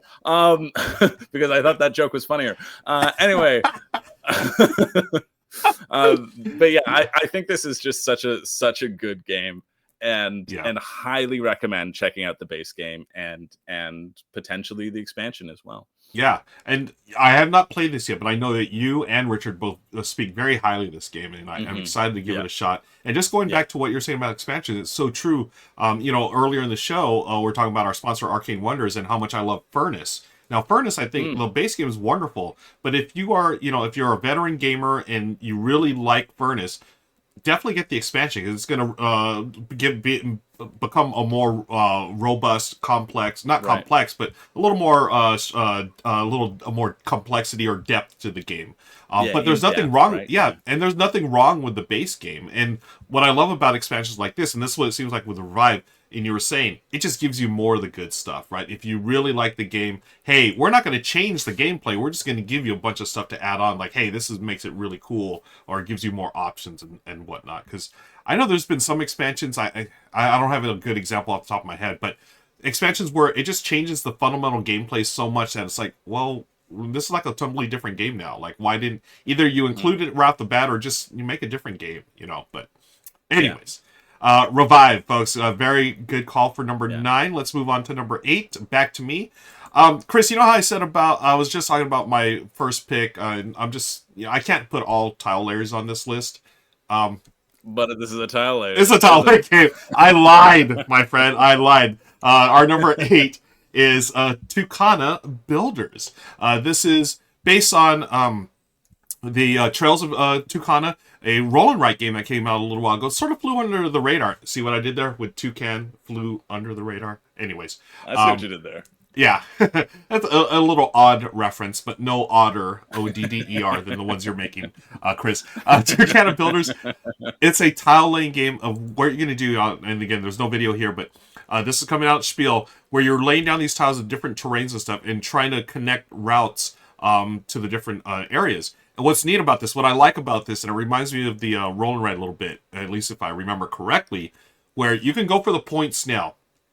Or you try to set up this little system that's all connected, and at the end you're gonna score the end game points. So it's that balance of like, okay, can I get a ton of points now, or do I get little points here and there, and then try to build up to the end? So I like that those games. There's those different ways, different paths to victory, right? Literal paths as you're making them here. Do you go for the short term or the long term goals? And either one can win you the game. It just depends on how things come out. So I'm very excited about this one because I really love the roll and write. And what I remember was it was tough to get. I don't think it came out in the U.S. I had friends that get a lot of games from Europe and so forth, and I always played their copies, but I never actually got one myself. It might have been available in the U.S. the original, but I'm not sure. But anyways, folks, if you're at Essen Spiel, pick this one up because I'm super excited about it. Tucana Builders, yet another tile laying game. I don't think I'm going to have another tile laying game on my list, Chris, but we'll see. Well, I think maybe you're a liar. Let's move on to number 7 before I lie anymore during the show. Let's see what Richard's got for us right now. All right, guys. 2 more excellent choices. How do I know? Oh, because I've already played them. Chris, I think he'll be very happy with this. And I can report to everybody all the contents of this expansion fits in the original box. Hooray! That is always good news. And the new factions in this are great. And the new additional side track that you're pursuing with the super powerful, almost alien-y type cards that are in the game. Fun stuff for an already phenomenal game. And Ruel, why did you say so, buddy? Oh, this is fun stuff. Jen and I really enjoyed it. A very worthy sequel to Trails of Tucana, which was already a phenomenal roll and write. But for folks who don't like roll and writes but want to try it out, now you can do it with tiles in a bigger, more ambitious game as well. So, like both of your choices, but not as much as number 7 on the list, Kutna Hora. Kutna Hora from Czech Games Edition. I am very excited about this one because it's not that often these days that CGE puts out a big, heavy, super crunchy Euro, but that's what this one promises to be. And I cannot wait to play it. It's all about mining silver in Kutna Hora, I suppose. But the thing that really makes it stand out is, well, there's a few things. I love multi-use cards, and every turn you've got a series of cards. They all let you do one of 2 different actions, and you got to play them for one, which means you're throwing the other action away. way, so it seems like it'll be a series of tough choices every round. But the fluctuating market that is constantly changing the values of all the resources in the game is very, very cool, especially because each player controls and is responsible for one small portion of the overall economy. So if I happen to have the guilds that affect lumber, for example, I'm the one who controls the prices to my benefit and maybe not to your benefit, depending on the situation. Plus, I'm not quite sure how they work, but the game comes with these very, very cool, they're literally called cardboard computers. Look like little cardboard abacuses that are used to keep track of the changing state of the economy, which seems like, because of this, the game is probably going to have a slightly more rich and robust economic simulation. And if all that weren't enough, folks, the thing that really elevates this is, I talked about my last entry, a game all about trying to change the course of humanity by showing all these cool projects. This is another cool project because the cool components that represent everything are not just simple wooden cubes, are not just simple plastic stuff, but are produced in a new way that takes wood waste that would normally be tossed away, I guess like wood pulp dust or whatever, and compresses it and molds it into custom miniature style pieces, so we can have neat, detailed components for the game without having to do more petroleum products and using stuff that would normally be cast off waste. And it's so awesome that CGE has offered to the entire industry the keys to the kingdom so that everybody can start producing their neat custom molded components in this way using wood. I want to touch these things. I want to feel these things. And I want to see the rest of the industry pick up this practice because we've all got to do our part. And it certainly seems like Kunahora is doing that. And that's why it comes in at number 7 on the list. Yeah, I saw this on the list, and I immediately knew this had to be on Richard's list. And the funny thing is, Chris, I keep thinking he's played all the games we were put on this list already. What's going on here? Richard's got all the access apparently. He's got his time travel superpower going. That's what exactly. He's already gone to Essen and picked them all up. He's just been keeping it from us. Yeah, but at least it's good to know that he's It's good to know that he's played the ones we recommended and he's already given the seal of approval, so to say. So that's well, it's because we recommended that he time traveled, grabbed them, came, played them, and then was able to talk about them. Oh, that's time travel. That's a secret. The superpowers, folks. So now we're to the top 5, Chris, and these are the good. I mean, they're all good. Top 6. Sorry, yes, we're gonna kick things off with our number 6.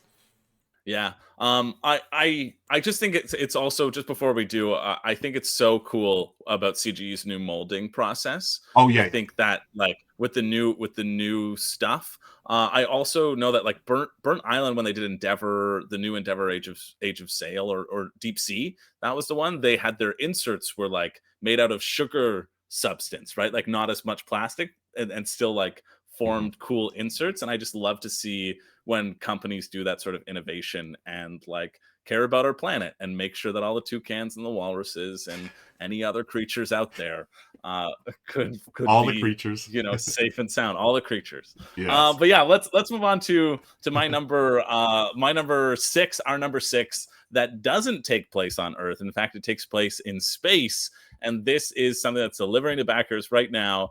And I'm jealous that they're getting it, and I'm glad I didn't back, but I wanted to back, and that's Voidfall by Mind Clash. Voidfall looks so good. I know it looks so good. I know the deluxe looks so good. I know the retail looks so good. I know it's fantastic, and I love that it's finally arriving. And so I wanted to put it on this list because I know it is being delivered to backers. I've got a bunch of people on my own Discord who are showing their Voidfall games and starting to get it to the table. And it's one that I just think it looks so cool. It's 4X with a Mind Clash twist, which means it's crunchy. And anything I've heard about this game is that it's very complicated, and that makes me excited. People going into a Mind Clash game and then finding out it's very complicated, like, shows you the level of complexity that exists in this game. But it's something that I absolutely want to try and play and get to the table. I'm a big fan of Mind Clash, and I've played only a few of their games, but like Anachrony, I love Anachrony to bits. Septima, which is coming out really soon. I played a demo of that at Origins like a little while ago. Super good. Voidfall, they just produce great quality stuff, and stuff that like really hits with me as a kind of an odd gamer in terms of the amount of complexity that I get. But it would be even odder for me not to include this on my list, and so that's why Voidfall is our number 6. Yeah, a really great choice. Another game that I saw on the list, and I actually didn't include it on mine. I mean, everything. It looks awesome, and it just the complexity level. I was like, wow, if they're saying it's complex for a Mind Clash game, I was like, oh my gosh, this may be something that is beyond, because I love Tricarion, Chris. I think that game is just brilliant, and I never thought I would be into like these, was it 18th or 19th century magician society? But then it was around that time that I watched, what were the movie? There's 2 movies, The Illusionist, The Prestige. and The Prestige. And I just remember The Prestige, like this is The Prestige in a board game, and I thought it was so cool. But I remember every time I played that game, my brain literally hurt, Chris. I mean, it was like, wow, these are complex games, and I enjoyed it. I was like, man, do I really want to get into a Voidfall? And I left it on my list, but just you talking about it and watching Shay's run through, I was like, I want to play this game. I really do. This looks so cool. Yeah, into it. Okay, so that was a great choice for number 6. Let's move on to our number 5. Back to me, and I've got a game that, hey, it is not a tile laying game. Not a tile laying. Wow. It is not a tile laying game, but it is an art-themed game. We had one earlier, and we're going to have another one right now. It's our number 5 game called The Art Project. Now, in this game, it's a cooperative game, and I was really interested in this one. Now, again, this is the BGG page. We don't have a video for this, but I was interested in this game because just the pedigree of the designer, Benoit Turpin, folks. If you don't recognize that game, he did this game called Welcome To, which is the one of the original flip and write games, and it was like one of the all-time classic roll and write games. Now I love it, and he's done other games as well recently, and anything that he's involved with, I'm immediately interested. And then of course we have our friend Vincent Dutray, artist extraordinaire, and what really interests me in this, Chris, is the publisher. So it's Lumberjack Studio, but you know who picked it up? I would not have expected this. The Op picked it up. So the Op is, isn't that interesting? They're mainly known for party-ish games. They have all like the Monopolies and Yahtzees and stuff like that. But I know, just sort of behind the scenes, I think they're trying to make a push for a little more strategic games that go beyond just hey, let's play. And these are wonderful games. I love like Blank Slate, and I love those type of party games. But they're starting to put some games out there that have some meat on their bones, and I think this is the first one that they're doing that I'm really interested in. It plays 1 to 6 players. It's a cooperative game. You're an art rescue team, ART. So you're trying to fight against the so-called White Hand. They're an organization that's stealing all kinds of art, right? And we can talk about that all day long. What it comes down to is you and your partners, or you solo, are trying to, find clues as to who is stealing all the art. It's got some dice rolling in it. It's got mission cards that you're going through and trying to deduce, hey, it could be here, it could be there. And ultimately, you're trying to find out where it is, who's stolen the art, before the mission deck runs out. So, again, I'm just this really leaped out to me because I would not expect this from the Op, and I think it's a good thing. I love when companies with the reach and the influence of a huge company like the Op, when they start saying, hey, we're still going to give you the party stuff, but now we're going to slip in, hey, here's something that might with a little more meat on its bones, as I said. So I'm super excited about this. That's our number 5, friends, The Art Project. Not a tile layer. That's really that's not a tile layer, but it does have the White Hand. But you're cooperative, so it's like you're holding hands, right? Yes. At least you can hold hands together, like those creatures. You see memes of them. They're some sort of animal. They're always holding hands. I don't know what they are, but there's some of them.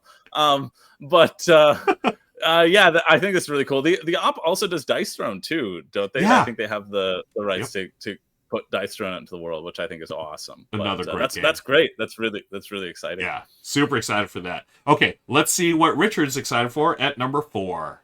All right, guys, nice choices. Chris, Voidfall. I have not played it, but I did watch the run through that Shay did for the channel when it was crowdfunding, and yeah, that looks fantastic. Honestly, I would have expected this to be on Ruel's list because of his deep abiding love of Twilight Imperium, but either way, I think that game is going to make a lot of people very happy. But man, you're willing to put out the big bucks for that. It's a pretty spendy title, but it looks like you get a lot in the box. And Ruel, why have I not played Art Project yet? I was hoping I'd be able to reach off screen and rub it in your face, but I would really like to check this out. If you've got a team up of the designers of Welcome To and After Us working together on a really, really cool theme like this, yeah, it makes a lot of sense.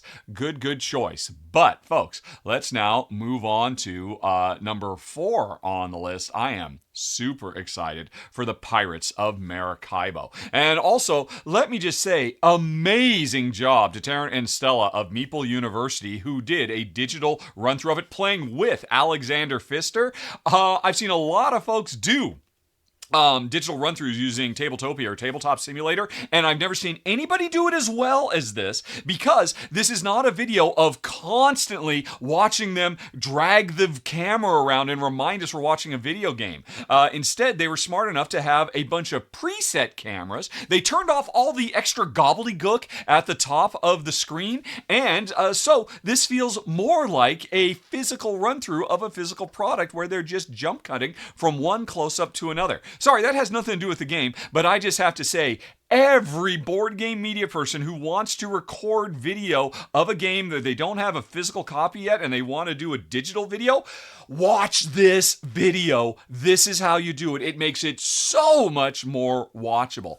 And then on top of that, it looks fantastic. Maracaibo is in my top 50 games of all time, and this does not just look like, oh, Maracaibo's baby brother. It's definitely got its own vibe going on, a completely different approach with a hugely modular board representing the Caribbean that you're sailing around and doing various piratey things and leveling up. And yeah, it's the latest from Alexander Pfister. Of course it's going to come in high on my list. And if you want to know why, check out this excellent run-through. I'll have a link for it down in the show notes, folks. I cannot wait for more Maracaibo goodness. That's number 4, the Pirates of Maracaibo.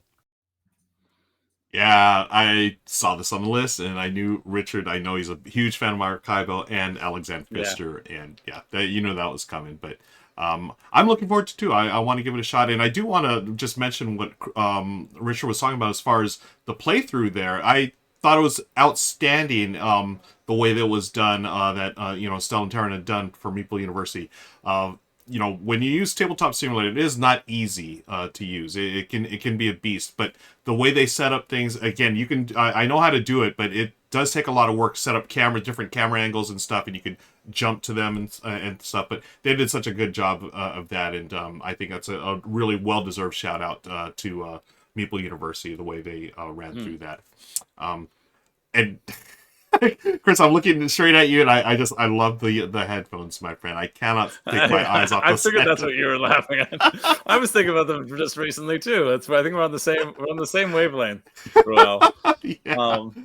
I missed Pirates of Maracaibo on the list. I didn't see that it was upcoming, but I know okay. Maracaibo is super well regarded. I haven't played it, but I love Great Western Trail.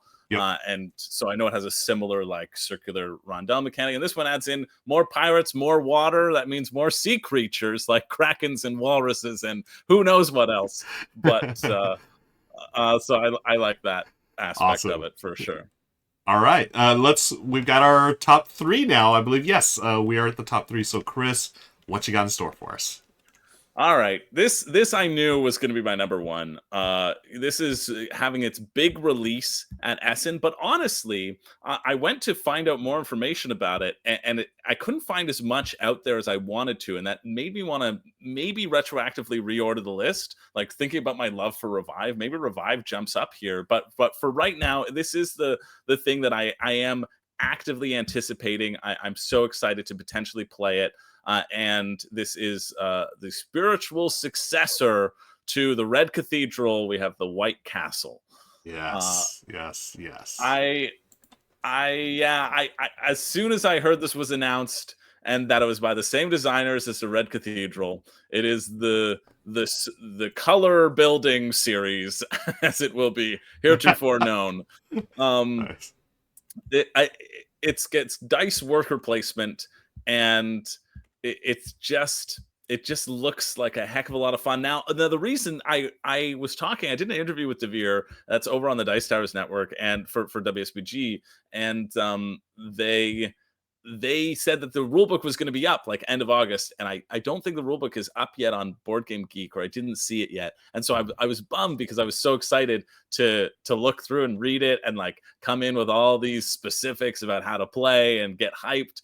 I don't have those specifics, but my hype is still there, and I just trust the team. Honestly, I trust the team. And the thing about Devere that they've been really great at doing, the thing about the Red Cathedral that is fantastic, is you get such an incredibly compact box size with such a thick, meaty game inside of it. And I know the White Castle is going to provide that exact same thing at a reasonable price. That's what really gets me going. And so I guess I ought to keep it high up on the list, and for that purpose, it is my number one, our collective number 3, the White Castle. Dice placement.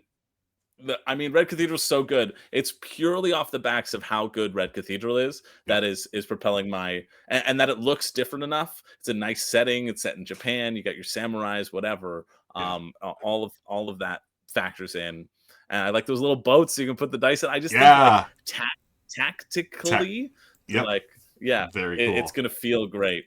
So I'm quite excited to see that one hit and to start hearing people's opinions about it and look into it more. Same. This was also on my list as well, folks. Did you know during the extended show you get to see additional games that Chris and I wanted to put on this list? They didn't make it, so be sure to hit the link in the show notes below. You can see all the games they want to talk about. This one was going to make my list as well, Chris. Again, based on the designers, the company, Red Cathedral. You had me at White Castle, and if you do one, as you said in the color series, the Blue Hotel, I'm already all in. I have no idea if that's gonna be good. I'm in. 100%, But dice work replacement, all about it. I was excited about this one too, and I may have been excited for another reason. It just reminds me of a very a hamburger joint called White Castle here, and I don't know if you have it in Canada, but in the States, at least in the eastern part of the States.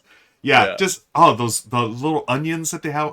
These are like sliders, basically. I could use some White Castle right now, but I could use some White Castle the game real soon as well. Good call, Chris. Absolutely. Good call.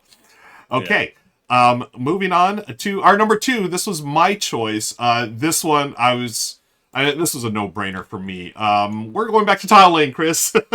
It's Cascadia. Wow, what a surprise! It's Cascadia Landmarks. It's Cascadia Landmarks, our number 2. Wow. Cascadia, 2 years ago, was my game of the year. It's one of those games that hit the table a ton for me and my friends and family. You can play it. You can play a family version, which is super straightforward, or you could play the standard edition where you have variable scoring goals. Now with the Cascadia Landmarks expansion, you can keep bumping it up in complexity, get a little more deep, and you have these new landmarks that go onto the tiles that affect endgame scoring as well. And so you can see some samples here. I did get to see samples of this at Gen Con. They had it in the AEG media room. It looks awesome, folks. It's more of what you love. We talked about expansions before. Give me those expansions that keep the fundamental play of the base game because we love it, but add more stuff. And not only is it you got landmarks, but you also have new scoring goals. Like in the base game, they give you a bunch of new cards there. It was the Spiel des Jahres winner, folks, for a reason. It's a brilliant game. Randy Flynn and company, in my opinion, they can do no wrong. And Flat Out and AEG, anytime they get together, Chris, to me, it's like Dre and Snoop. You know it's going to be a hit. You know, it's like, Yeah. yes, I just compared AEG and Flat Out Games to Snoop Dogg and Dr. Dre, but I'm sticking with it. Oh, how about this? How about Robert Plant and Jimmy Page, Led Zeppelin? There it is. You get those two, peanut butter and jelly. They go together so well. That's why it's our number 2, Cascadia Landmarks. Yeah, that's a good pick. You fooled me in the pre-show because I said it wasn't going to be on my list, and you were like, "Oh, really? Oh, okay. Well," and I was like, "Oh, maybe it's not on Ruel's either." But just like you're a liar that there weren't going to be all tile laying on your list, and it was 3/4 of it. You're a liar now. I think this is going to be cool. I interviewed Randy Flynn as well and talked to him about this, and what was really exciting is the idea and the calculation of still making it a short game. Like with adding in this stuff, he wanted to make sure that it was still like the same run time. And I thought that focus on the user experience was really cool. And really cool to factor in. They're like, okay, because also with the Landmarks expansion, it goes up to I think 5 or 6 players. I think you can play it at. Yeah, they do add a 5th player. I forget which now. one. Yep. A fifth player, just a 5th. But in terms of adding that 5th player, it also adds in like the length of time in between your turns, right? And so that's why talking about him and trying to find that balance was cool. Just in terms of adding the landmarks, they're not adding in like a whole slew of new animals, no otters there. No little sea creatures, but you still get your main 5 core people. But it looks cool. It looks to be a cool one. Yeah, and actually, I just checked. It is 6 players. So yeah, to keep the play time for 6 players, yeah, pretty remarkable achievement. Okay, so that's our 11 so far. Let's turn back to Richard for the final one, folks. Here's our number 1. All right, guys. Excellent final choices. Well, of course, if Cascadia is in the house, I know you're going to be all over it, and I am excited for it too. And Chris, you didn't think we were done yet, right? It's been here the whole time. Oh, I want to talk about this. I want to talk about this at great length. Jen and I have played it, but all I can say right now is there's a lot of game in this little box. We're under embargo until, I think, the 25th, so I'll have a run-through up for this next week. Hopefully it's not breaking the embargo too much to say, Chris, as a fellow fan, mega fan of Red Cathedral, I can tell you, you will not be disappointed with White Castle. Excellent choice. And anyway, folks, we've got one more to talk about, and it's the one I am most excited about. Our communal number 1, my most anticipated for this convention, and also just for the rest of the year, has got to be Planta Nubo. From a design super team up, Uwe Rosenberg, the OG master of economic harvesting worker placement, teaming up with Mike Keller and Andreas Odendahl, the team behind La Granja, one of the all-time greats. So the 3 of them bringing us a game which is actually continuing my theme from earlier. After a brief sojourn into Caribbean piracy, we're back to talking about games that paint a picture of a better future. I think this game is set hundreds of years from now, after mankind has gotten their act together, maybe in part through the stuff talked about in my first game on the list. And so now we live in harmony with nature. We've replaced planes with dirigibles. We have our economy kind of modeled after natural rhythms in the world. We build our cities in mega super trees. And it's a flight of fancy. It's just full of really fun, eco-friendly sci-fi concepts, which I absolutely love, and I cannot wait to play it. Both because of the setting, but really more than anything else, that super-duper team-up of Mike, Ode, and Uwe. This game is going to be amazing, and sadly, every video of it on Board Game Geek is in German, and my Deutsch is nicht so gut. And I only understand, verstand, ein bisschen, but I cannot wait to play. Look at it, they sat here for 3 hours playing this, and this is all I've got to go by. But I know it's going to be amazing. Number one most anticipated game for Essen Spiel, and literally for me for the rest of the year, has got to be Planta Nubo. But folks, we're just getting started. Hang out. There's going to be a post show, and if you haven't seen it, folks, did you know there's a pre and a post show for this? Follow the links down in the show notes or hit that eye in the top right corner of the screen, because the guys are going to give you some honorable mentions, the ones that just missed their list. Now, I'm not doing it this time because on October 1st, I'm planning on putting up my top 20. So you've heard 4 of mine, but I've got a whole bunch more to tell you about. So, folks, did you know you can subscribe and ring the bell and all that so you won't miss it when I put that big super mega list? This was just whetting your appetite, and these 4 games I talked about were great, as were the ones that the Chris and Ruel talked about too. But we're just getting started. Guys, back to you. Yeah, this one. A spoiler alert, folks. This was on my short list as well. Planta Nubo. Oh yeah, nice. Yeah. I cannot wait to play it and hear more about it. And as Richard mentioned, you can click on the show notes below for the extended edition, where Chris and I are going to talk about all the games that didn't make the cut here today. But yeah, that was 12 games, Chris. Essen Spiel, right around the corner, my friend. Pretty good. Pretty exciting. It was a good list. Planta Nubo. All you need to do is say Uwe's name, and I'll be interested. Yeah. I know he's going to have a bunch of cattle in there and a bunch of other animals that I could name, but I've already named, so I can't name them here.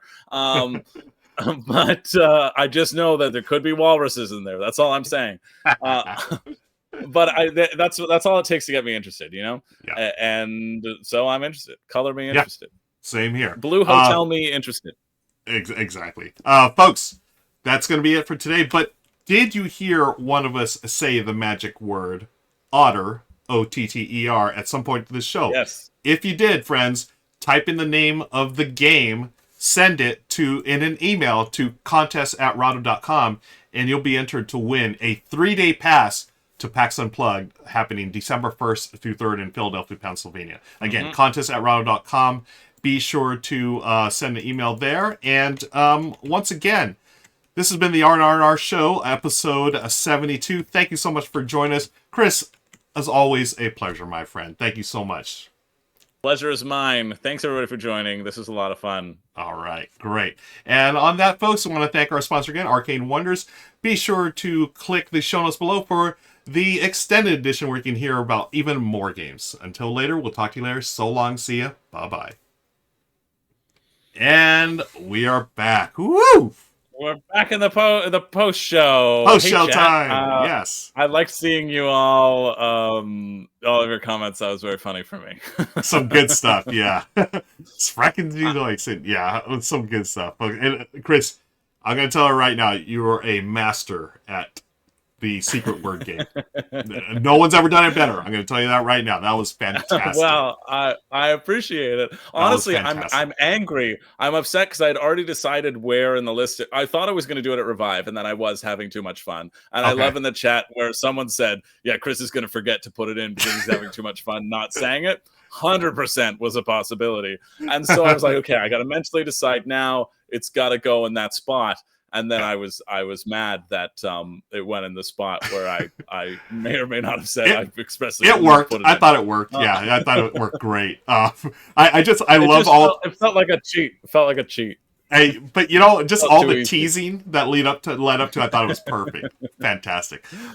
We've got a few minutes left. Why don't we go through the games that we had on our list but didn't make the final list? For those of you watching the extended edition, here's what we had. Chris, do you have yours ready, or do you want me to go? Or yeah, we can... I got mine. Okay. I got mine ready. I just had like 4 more that we haven't talked about because I knew some would be on yours.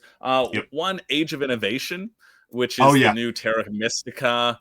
It's basically taking everything they learned on Terra Mystica from Gaia Project and putting it back into Terra Mystica and having like the ability to randomize and make everything asymmetrical. Like even your player board ability is going to be asymmetric. Like it's going to be so cool.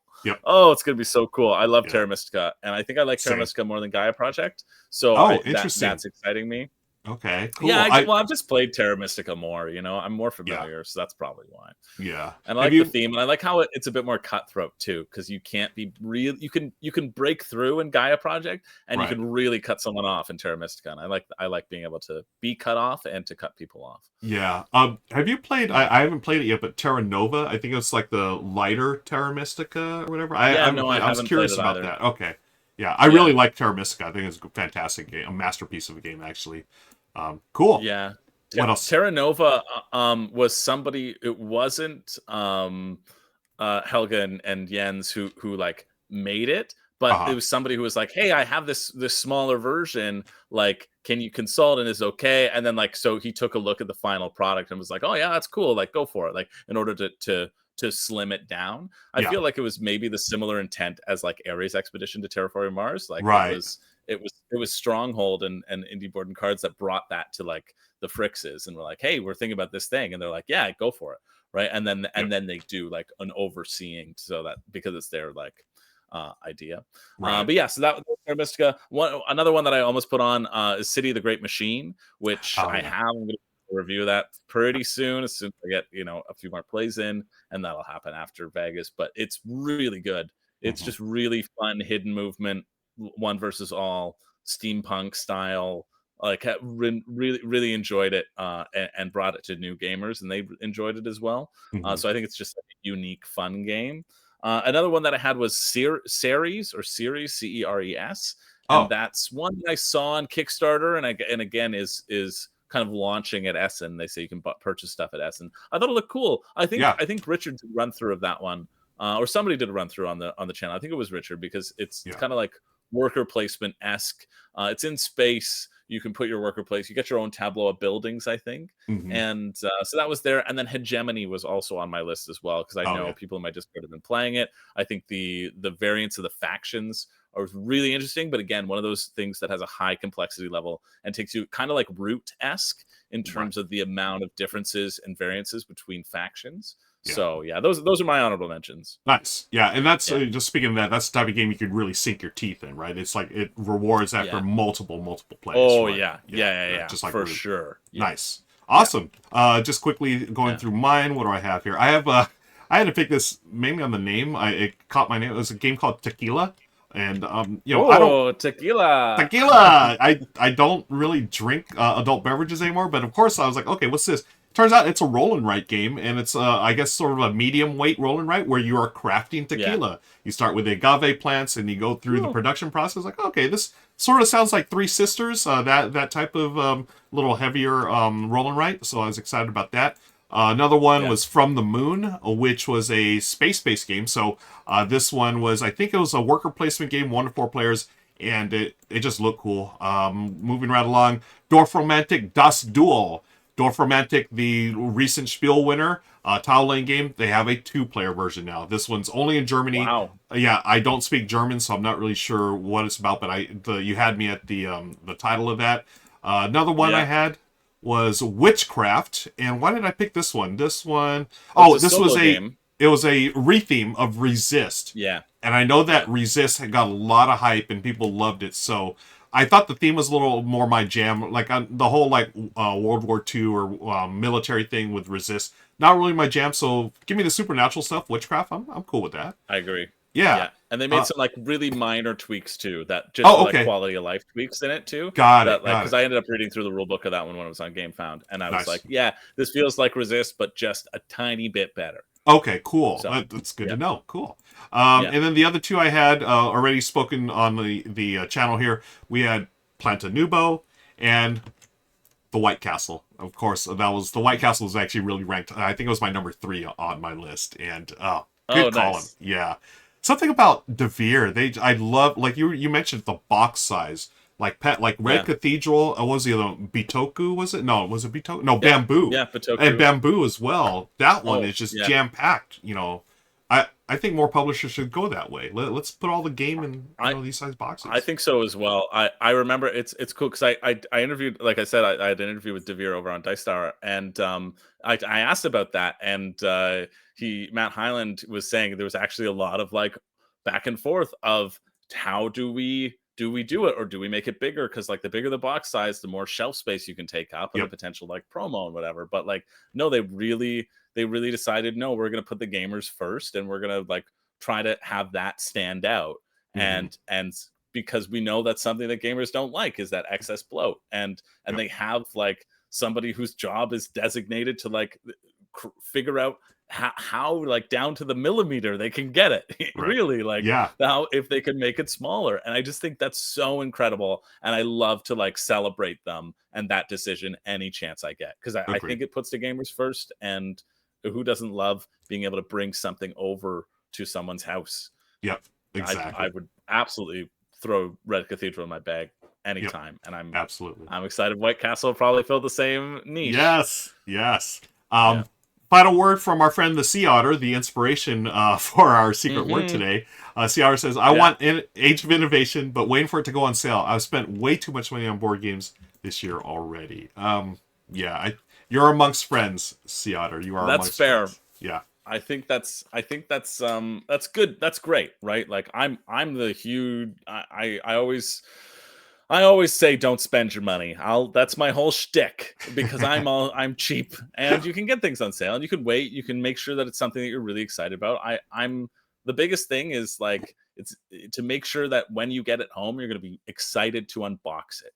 You know what I mean? If you're not excited to unbox it and excited to punch out the pieces, then I don't know, like there's something special about opening a new game and like saying, okay, I can't wait to see what the world is going to be in here. And then there's sometimes you're like, oh yeah, I have this game. Okay, it's time to play it. Like I'd much rather always fall into the camp of that first version, right? Agreed. That's the important thing, an important reminder, because it's easy.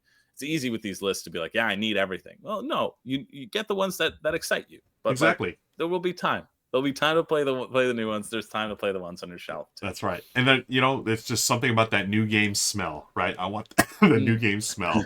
Perfect. And, again, I'm looking right at you, Chris. It looks like you got a haircut now that you've taken off the other headphones. It does. Honestly, I had to take it off because my ears were starting to hurt. And I was like, I could wait it out, but I figured I would rather return to normalcy on camera. Nice. Perfect. Headsets versus AirPods. I think we got to give it to headsets. This or that. The clear winner. The clear winner. Nice. Friends, that's going to do it for the R&R&R show. Thank you for joining us. Stick around. We're going to go raid, and if you stick around for the raid, you're going to get extra Rahdo points. And as you saw today, you can spend those Rahdo points on things like top threes or this or that, so where Chris and I do lots of fun stuff with y'all. We want to thank you for your time again. Thanks for all the subscriptions and the follows. And Chris, any final words before we raid? We're going to raid Benita, who's playing games with Bonsator. Any final words before we go raid?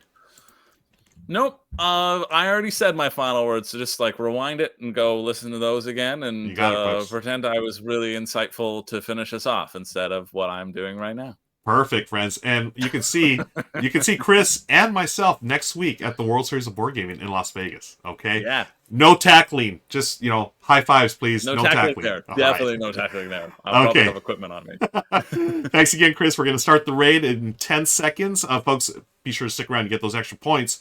And if we don't see you in Vegas, we'll see you back here. You're going to get another shot, too, folks, to win tickets, passes to PAX Unplugged. So on behalf of Chris and behalf of Richard, I'd like to say so long, see you later, and raid! And let's see if the raid went through. And I believe it did. Seems like it did. Cool. And